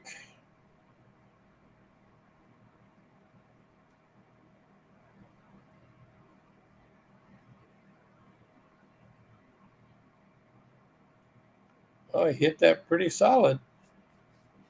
Made some balls. This stripe right here is definitely a trouble ball if you're playing stripes. This is trouble ball on solids. She doesn't have the greatest. Becky doesn't have the greatest of openers. If you like to bank, then that bank is on for an open shot on the solids. Might be something she goes with because she's able to hit that, full stroke, no having to do any shortening or anything. I didn't quite see what she called here. She's playing the 11-9 combo. That's very difficult because even the 9 ball by itself, from that angle into the side, that pocket is about a quarter ball big. So it would have to be absolutely perfect.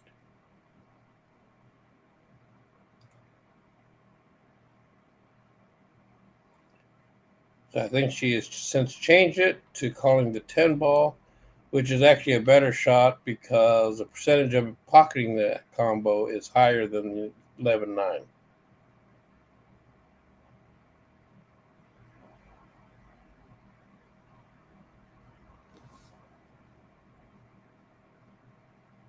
Okay, so Tony comes to the table. The table is open.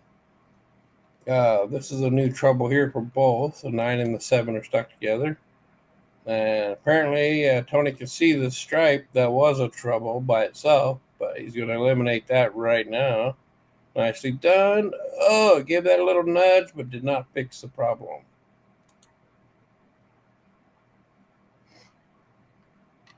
But Mary comes to the table with a shot on the 10, and there might even be enough angle for her to stun over this way. Mary's a bit of a roller, so she may even just try to slow roll that here. But with that angle, it's going to be more of a, might go towards, more towards the 15, just like that. Still very doable. This shot goes. And if he plays, well, he's going to want to take the cue ball up here by the 5 so that Mary could shoot this ball. But ultimately, at the end of the day, this needs to be resolved because that little nudge took away any bank on it or anything. So it's definitely a problem. You don't want to save it to your last ball and then get a good hit on it and then, bring Todd and Becky to a table that's wide open for them. They already proved in that last game of theirs that they can get out.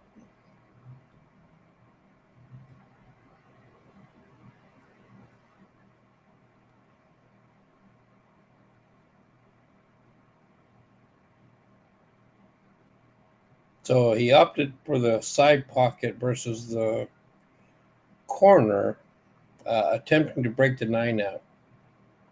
But unfortunately, missed everything but scratched. So now Todd can start here and give it a little angle to break this apart. The 1 ball goes, but it looks like he wants to start there, which is fine, but at some point, something here is going to have to be used to open this up.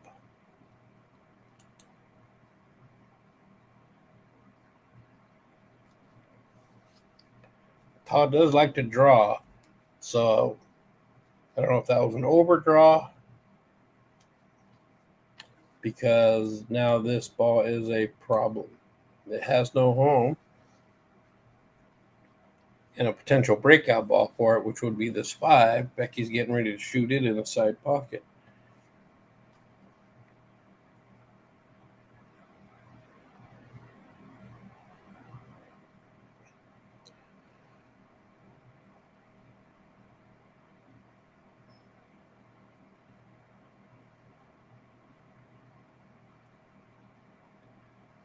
Okay, so that little nudge created a problem again right here. So it wouldn't surprise me if Todd pushes this 2 ball out and leaves a cue ball right in here as a safe.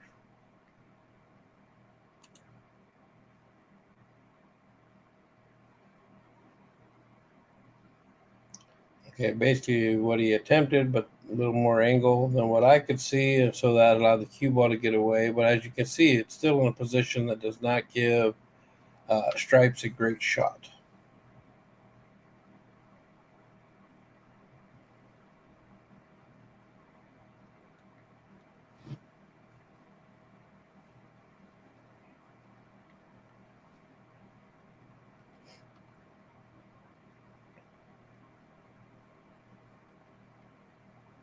So he might be looking to bank the 9 right here.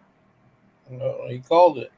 It's there. It's not the easiest of shots, and it resolves both of their problems. But in resolving their problem, they need to make this so that they don't give Todd and Becky a good chance to get on the hill. Man, great shot, Tony. Kind of a must make, and he made it. Now, doesn't leave Mary much. She can see every one of her balls, but nothing simple to make. You know, I think realistically, just kind of clipping that and coming in here for a safety would be the best bet.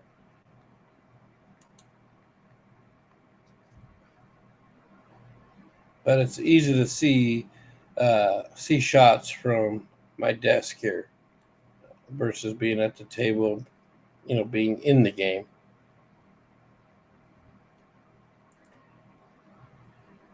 The thing about pool, you want to shoot the shot that you're feeling confident about it. As long as you can approach a shot and feel confident about it, your chance of making it go up. Now that is horrendous because not only did they open the solids up right here, they scratched to give Todd and Becky ball in hand. And if that 8-ball goes, which does not look like it does, because if it did, they basically going to win this game. Now that it doesn't, they have to address that. Playing a safety does nothing just because there's no way to break this 8-ball out. So I think I would be looking to play this ball here and put the cue ball at an angle to follow into here, because no matter how it lays out, you have these to bail you out. But if you shoot them all, then you don't have any action. But if that 8-ball goes, then you're still okay. So Todd's gonna play the 2.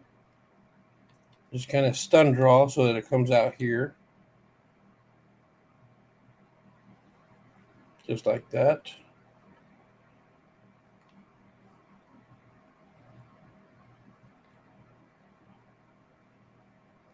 See, now that's not real best placement for a left-handed shooter, because she would have to be stretching from the end of the table, which can cause a problem.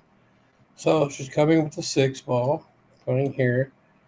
She can't draw it because the cue ball's on the rail, so the cue ball is going to come towards the 7, which I actually like that shot better than trying to stretch out for this 4, because being stretched out, it's very difficult to stroke through the cue ball because your body's fully extended. It's tough to stroke all the way through and to get that cue ball to do what you need it to do, and they'll typically end up short. So she could very well end up in this kind of a position, would not be good for them. But she's going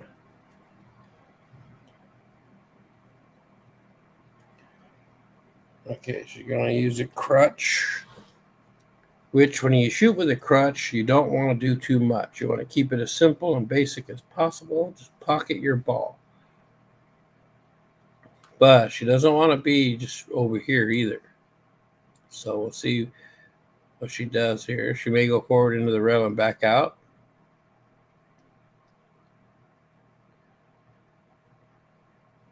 See, for me, I'd be shooting. I'm right-handed, though, so I can stand on the side of the table and reach this pretty good. And that's the problem with the crutch. You try to do too much, the tendency is to do something like that. It's not too horrible as there's no shot. Tony's not much for safeties. He's always offensive-minded, so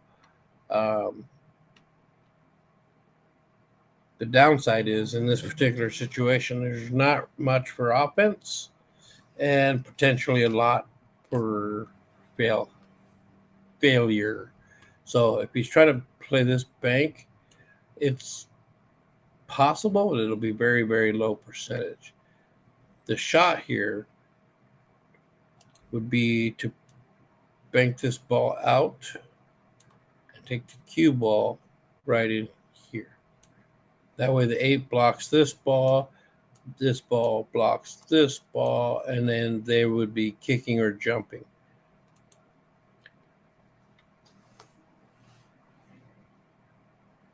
Todd would be shooting next. He knows how to jump. So there's that. But yeah, I did not like that at all.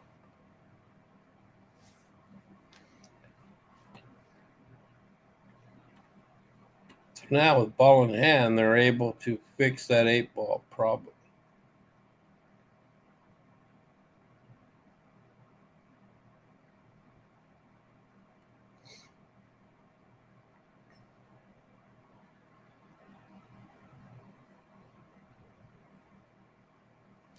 Yeah, with ball in hand, I'm not a big fan of just shooting a ball that's out in the open like that, especially when you have an issue.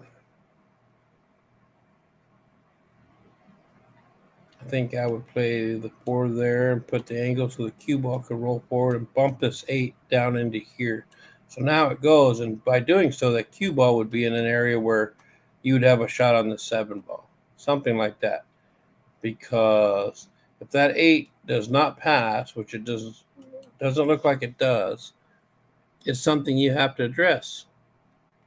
Because realistically, right here, she's going to shoot the 7 ball, and because of that little back angle, if she stun draws it, it'll come out this way. If she over stun draws, it's going to go out even further, which will be another problem on its own. But looks like she's just trying to stun it. Give Todd a shot in the corner there. You see, over hit. Now, luckily, it went to the 50-yard line, so that cut is available.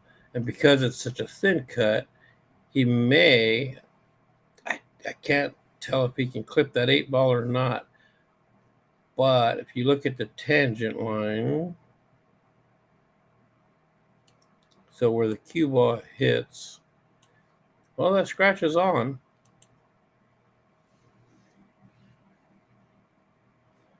See, he just looked at that tangent line. You saw him holding his cue across there. He was looking at the tangent line of the cue ball. As thin as he's hitting this, he may be able to nudge this 8, which would change the direction of the cue ball.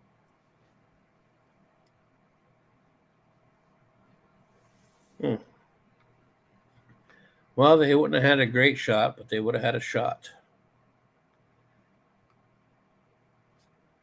So now Mary comes to the table, and I don't know if she's going to try to play this 15 off the 4 or play it in there clean. Tony just said go rail first this way, which worked out really well for them. That laid out pretty decent. But Tony can pocket this ball, but notice how close he is to it. So he's going to have to go to the rail and back out. There you go. Hey, nicely done, Tony. Really nice. So now Mary can pocket that ball and just roll forward over here. And I believe that 8 ball goes in the side pocket. But even if it didn't, the corner would be available. There you go. Perfect speed. Mary, nicely done. So now if you play this in the side, just keep in mind the ball only needs to travel a few inches. So make sure you don't overhit the speed.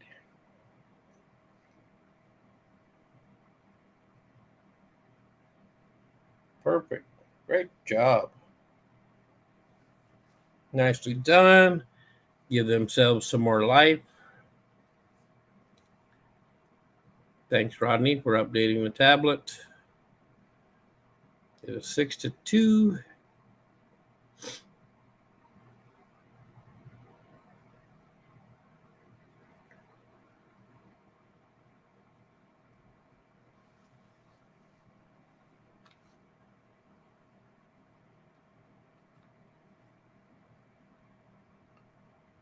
So all of you in the chat there watching, just want to give you a thank you as well for tuning in, hanging out with us.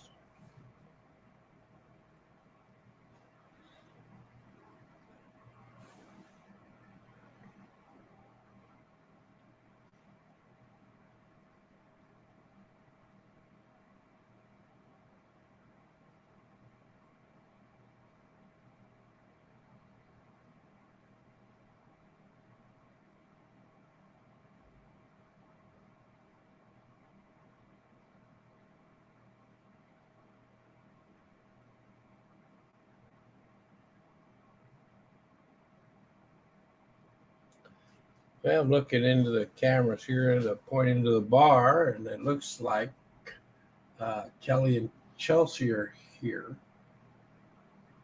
They're watching it live now. It looks to be like they're sitting with Crystal.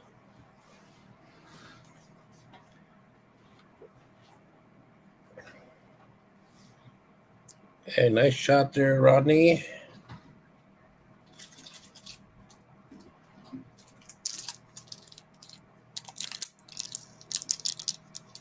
Okay, Sarah comes to the table.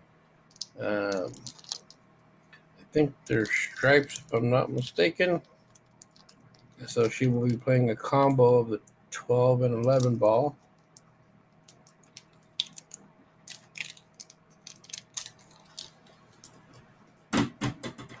Nicely done. Leaves Rodney a nice look at the 9 ball. You can even play the 10 here. Notice this issue right there, but you see there's a stripe here that they can use for a breakout, but they're going to want to be on this side of the ball.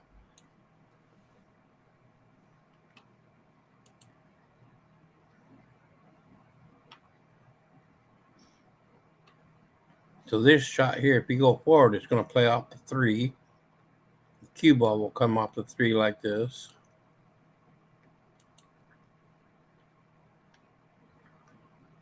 Well, he opted for the draw, and that's what I didn't like about it. It was going to be pushing a ball over here, causing him trouble.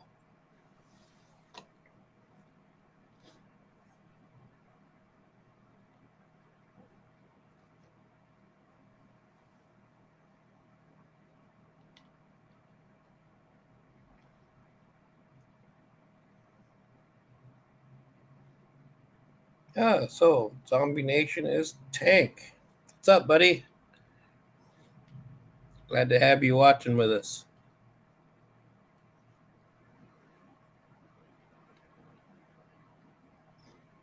Oh, man. Sarah made a great move at trying to nudge that ball open. Barely missed it. But because of where it's laying now, Rodney could play a lockdown safety right here. He called the side pocket.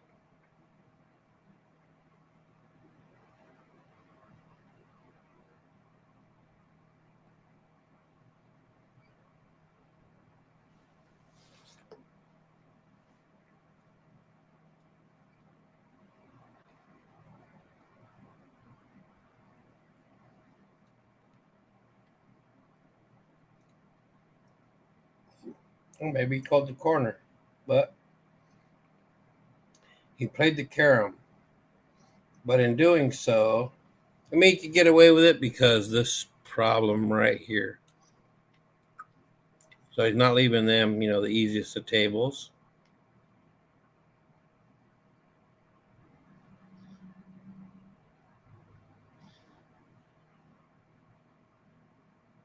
So now Jay's almost forced to shoot this 4 ball just because everything else is kind of a quirky angle.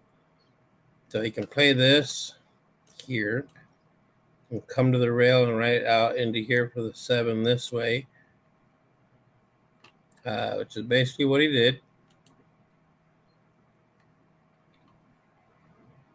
So for her, she's going to want to go forward. Let that go here, and going forward, the cue ball will come out like that. Well, she ended up hitting a draw on it. Jay may need to shoot the 1. If he can't see the 5 ball here, he may have to shoot the 1 here, which you didn't want to have to do right now just because you want something to break this out. And theoretically, if you wanted to, you could try to play the 6 here and take the cue ball down this way also.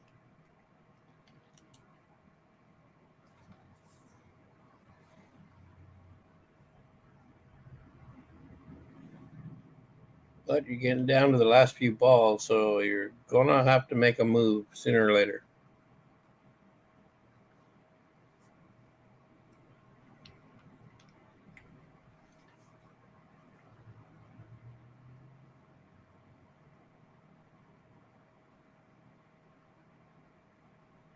Oh, he almost overhit that safety, but did okay. There's shots to work with, but with that 10 and 2 being, or 12 and 2 being tied up down there, safety play doesn't have to be the most perfect because of that. Well, glad to hear you're doing well, Tank. And rooting for both teams is not a bad thing, as we're all friends. And look at that. Sarah made a nice shot. I don't know if that fits in there. Apparently doesn't, because Ronnie's not even looking at it.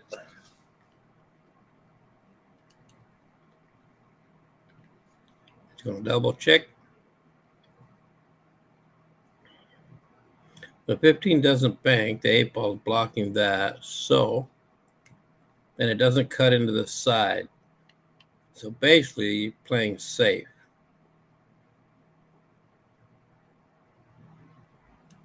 So you can clip this edge and kind of 2-rail in here. You don't want to come in too hot and break that open.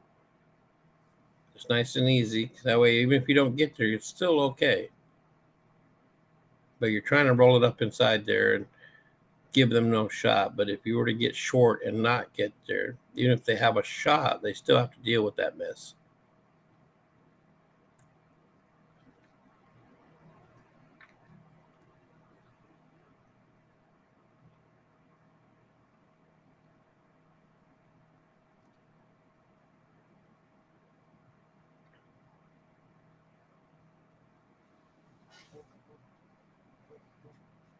Don't forget, folks, this coming Wednesday, the Dutch is having a Scotch Doubles Bring Your Own Partner tournament for the Thanksgiving Eve Scotch Doubles. It's $20 per team. Like I said, you bring your own partner, male, female. You can sign up with me, sign up from the Yakima Pool Tournament's Facebook page. You can even sign up with the Dutch if you're there and want to let somebody know. But that will start at, I want to say 6, but I might have put 7 o'clock on that. So let me double check because I don't want to give you wrong information.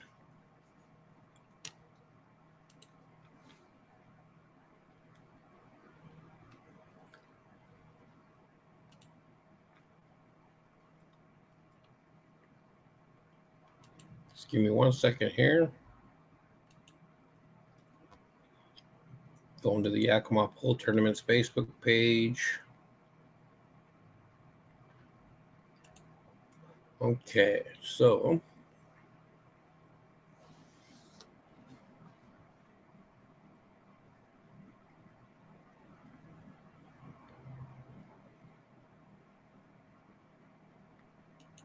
it does start at 6 p.m.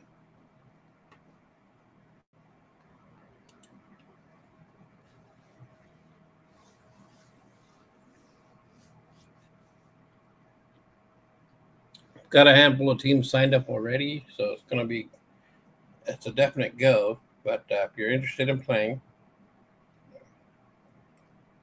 grab your partner and come hit some balls. It's going to be 8 ball.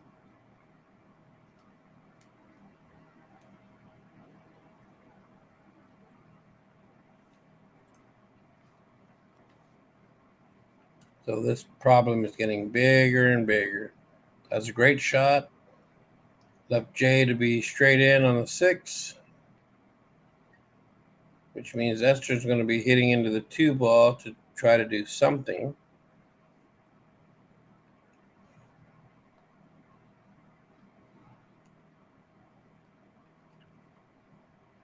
You always want to address your problem ball early. That way, if you don't like how it laid out after you break it out, you would have options with your other balls. But if you shoot all your balls in, you're kind of stuck having to deal with whatever you get.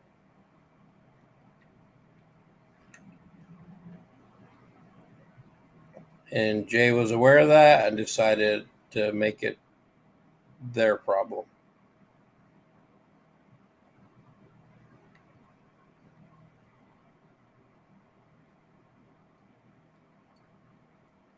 That's actually a pretty tough leave.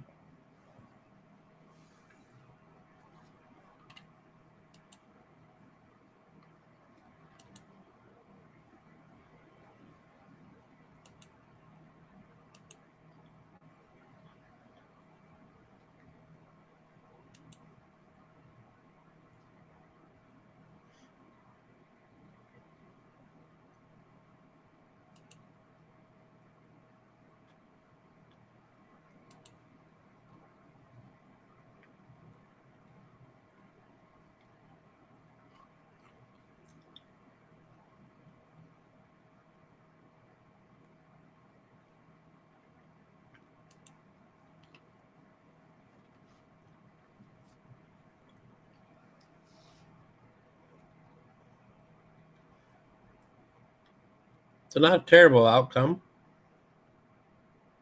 What Esther needs to do here is just kind of bump the 6 and I would even play it to bank it out. Come off the rail here and come in this way to get in this area for a breakout ball on the 2.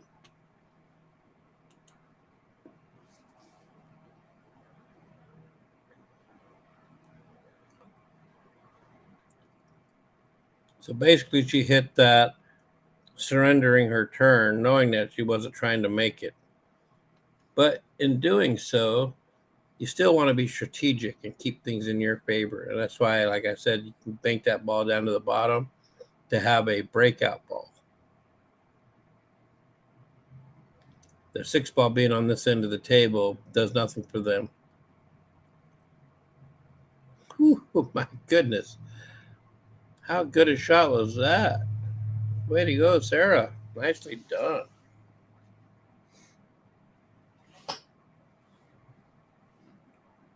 Rodney can even play safe here if he doesn't like that, but I would think he's going to like that because you just got to play to make this in its natural shape to the 8. Don't have to try to do anything fancy. Just 100% focus on running that ball up there to the pocket.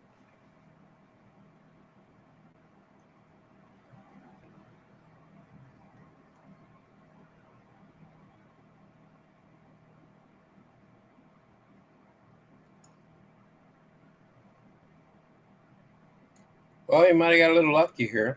The 8 ball blocks the shot on the 2. So Jay will come to the table with a shot on the 6. Best bet would be to go this way so that, well, it looks like he's going the other way.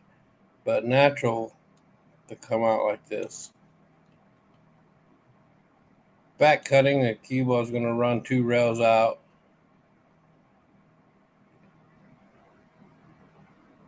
Well, I guess if that's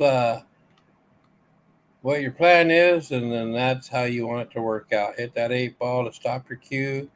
So now all Esther has to do is pocket that, and Jay will have a shot in the side. Don't hit it too hard. Just leave the cue ball right in here somewhere. You can even go to the rail and come out a little bit, but not too much.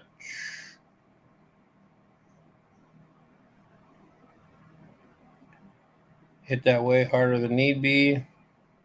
But rubbing that 8 didn't make it any easier for Jay.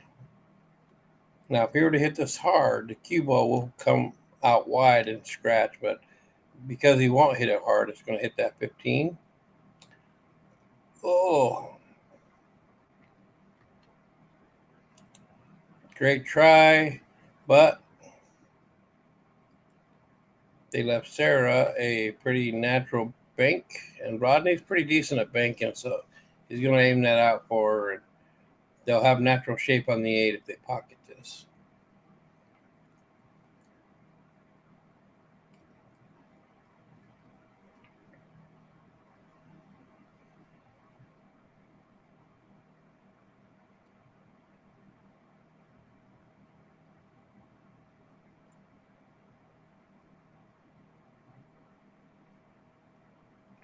And just like that, they're going to be on the hill. Great shot, Sarah. You know, for playing every other game, rotating in and out with Tammy, Sarah comes off the bench firing away, just making 2 really great shots um, to seal that game. Nicely done. And now they are on the hill.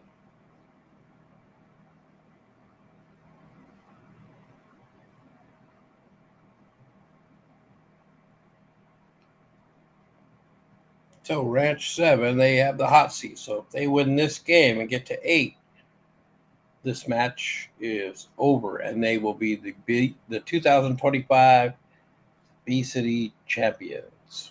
And they advance to A, and Club 48 would be the runner-up in B City, but they will also advance to A. So if they don't win this one, they may have a shot at doing some damage in the next one.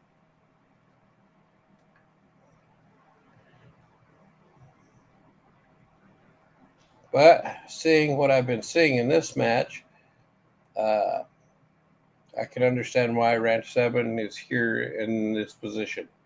They've been shooting really well.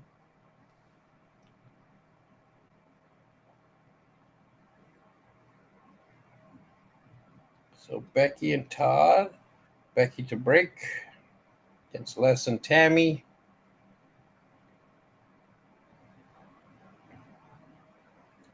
So 8 ball breaks do count in this league.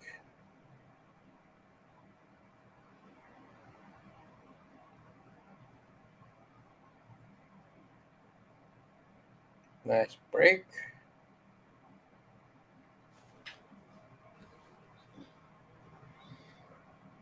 Everything seems to go. Everything has a home. I think I would start with the stripes just because it's the easier starting position for any of the balls. If this one goes, I would start with that. Doesn't look like it does, so Todd's going to start with the 9 ball. Just kind of drift down. Yep. Use the 5 ball to help him get to the 11. This becomes their only trouble ball, but she could get under that right now, or they may want to wait.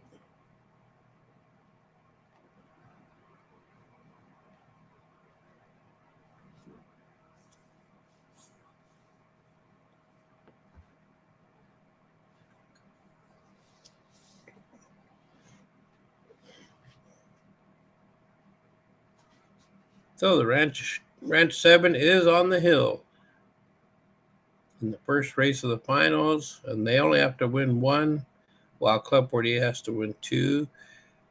And look at that. Man, not only did she drill that shot, she knocked the 13 up table out into the wide open and got underneath the 1 trouble ball they had. It's a little bit on the wrong side, so it's going to be a back cut. Todd likes to draw. He has a tendency to draw a majority of his shots. And so that cue ball is going to come this way and out is what he's looking for. But as you can see, the miscue happens, and and that comes into play. It was treetops bridging up over a ball and downward and highly elevated, which makes accuracy, a challenge.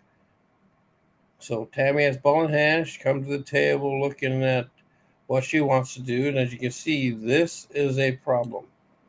So with ball in hand,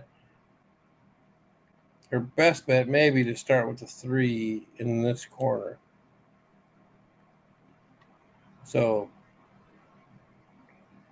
That particular shot isn't really a problem ball because this is the 4 ball right here, and eventually you got to get to that so you can play shape. The 3 and the 5 are problems. So it looks like Les is probably going to go for that 4 ball on the other side. Now he's coming down. So just so you all know too, when you play pool, you want to break the table layout down into 4 quadrants. So basically, like this. So whatever balls you have in this area or any of the areas, pick a section to start in. Okay. So if you're going to pocket balls in here, try to play them all before you move to the next one. Don't jump back and forth because all that travel, cue ball travel, can get you in some big trouble.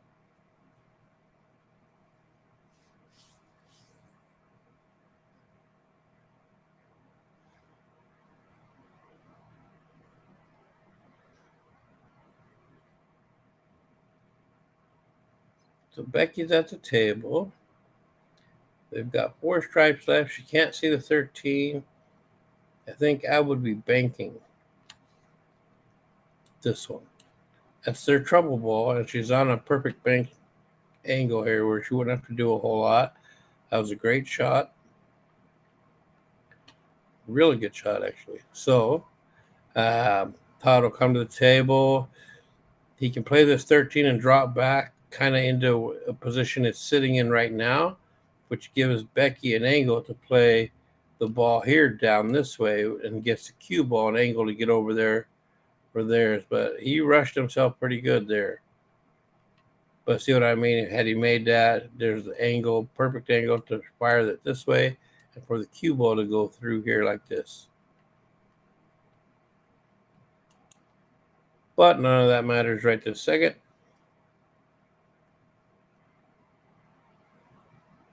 So Tammy comes to the table. She has a 6 ball she's going to shoot at.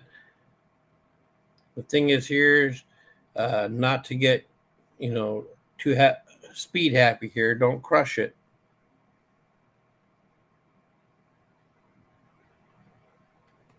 You could theoretically try to play it this way, but I don't think Tammy looks at that stuff. So she's still relatively new.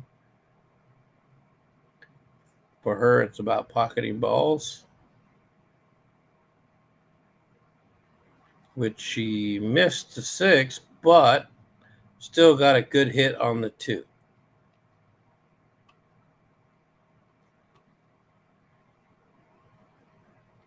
So that is not a foul. That is not ball in hand. She did get a legal hit. And I think that's what Becky might have just asked, if that was good. So she straight in on this ball on the side. Wouldn't hurt to shoot it right now because it is their problem ball. And as long as this is still a mess, you're okay. But she can play that aside and just kind of roll up, nothing fancy. Just give Todd a look at a ball so he has a chance to pocket.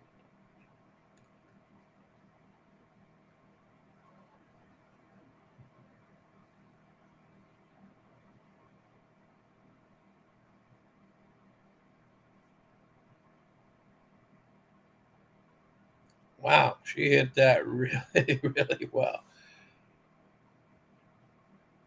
And that really gives them a great opportunity to win this game because Todd pockets this ball. If he leaves her a correct angle, she can pocket that and just roll up into this area for the 8 in the side.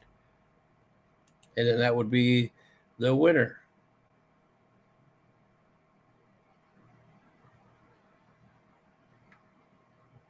And just like that, it's not the perfect on that side, but it's good enough. So Becky just needs to roll that in and take the cue ball over into this area. It's natural angle. Don't do too much. Don't try to draw or do much anything. Just roll it in there. Let that cue ball roll forward a foot.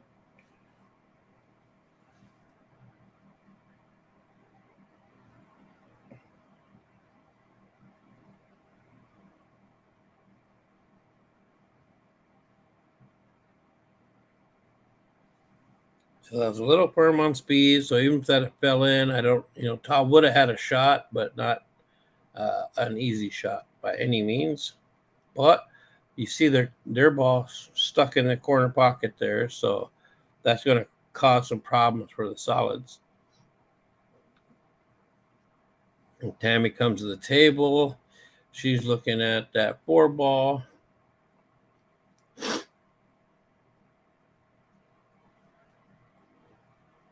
Now they're in a very tough position here because they're not having an easy shot. And with that stripe sitting in the hole, and the 8 ball's right there with it. So any miss could potentially be the end.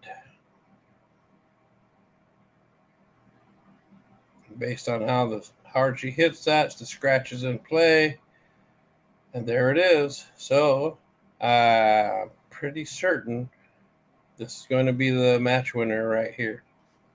So Todd's going to play this 14 ball. Yep.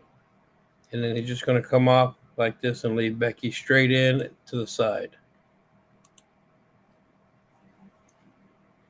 So let's see. This just a little bit of left, so it just goes over there just like that. And Becky has that for the win and the title, the championship.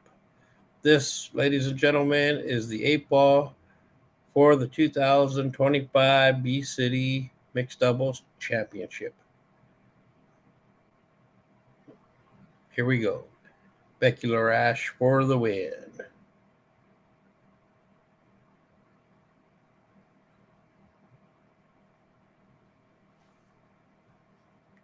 There it is, folks.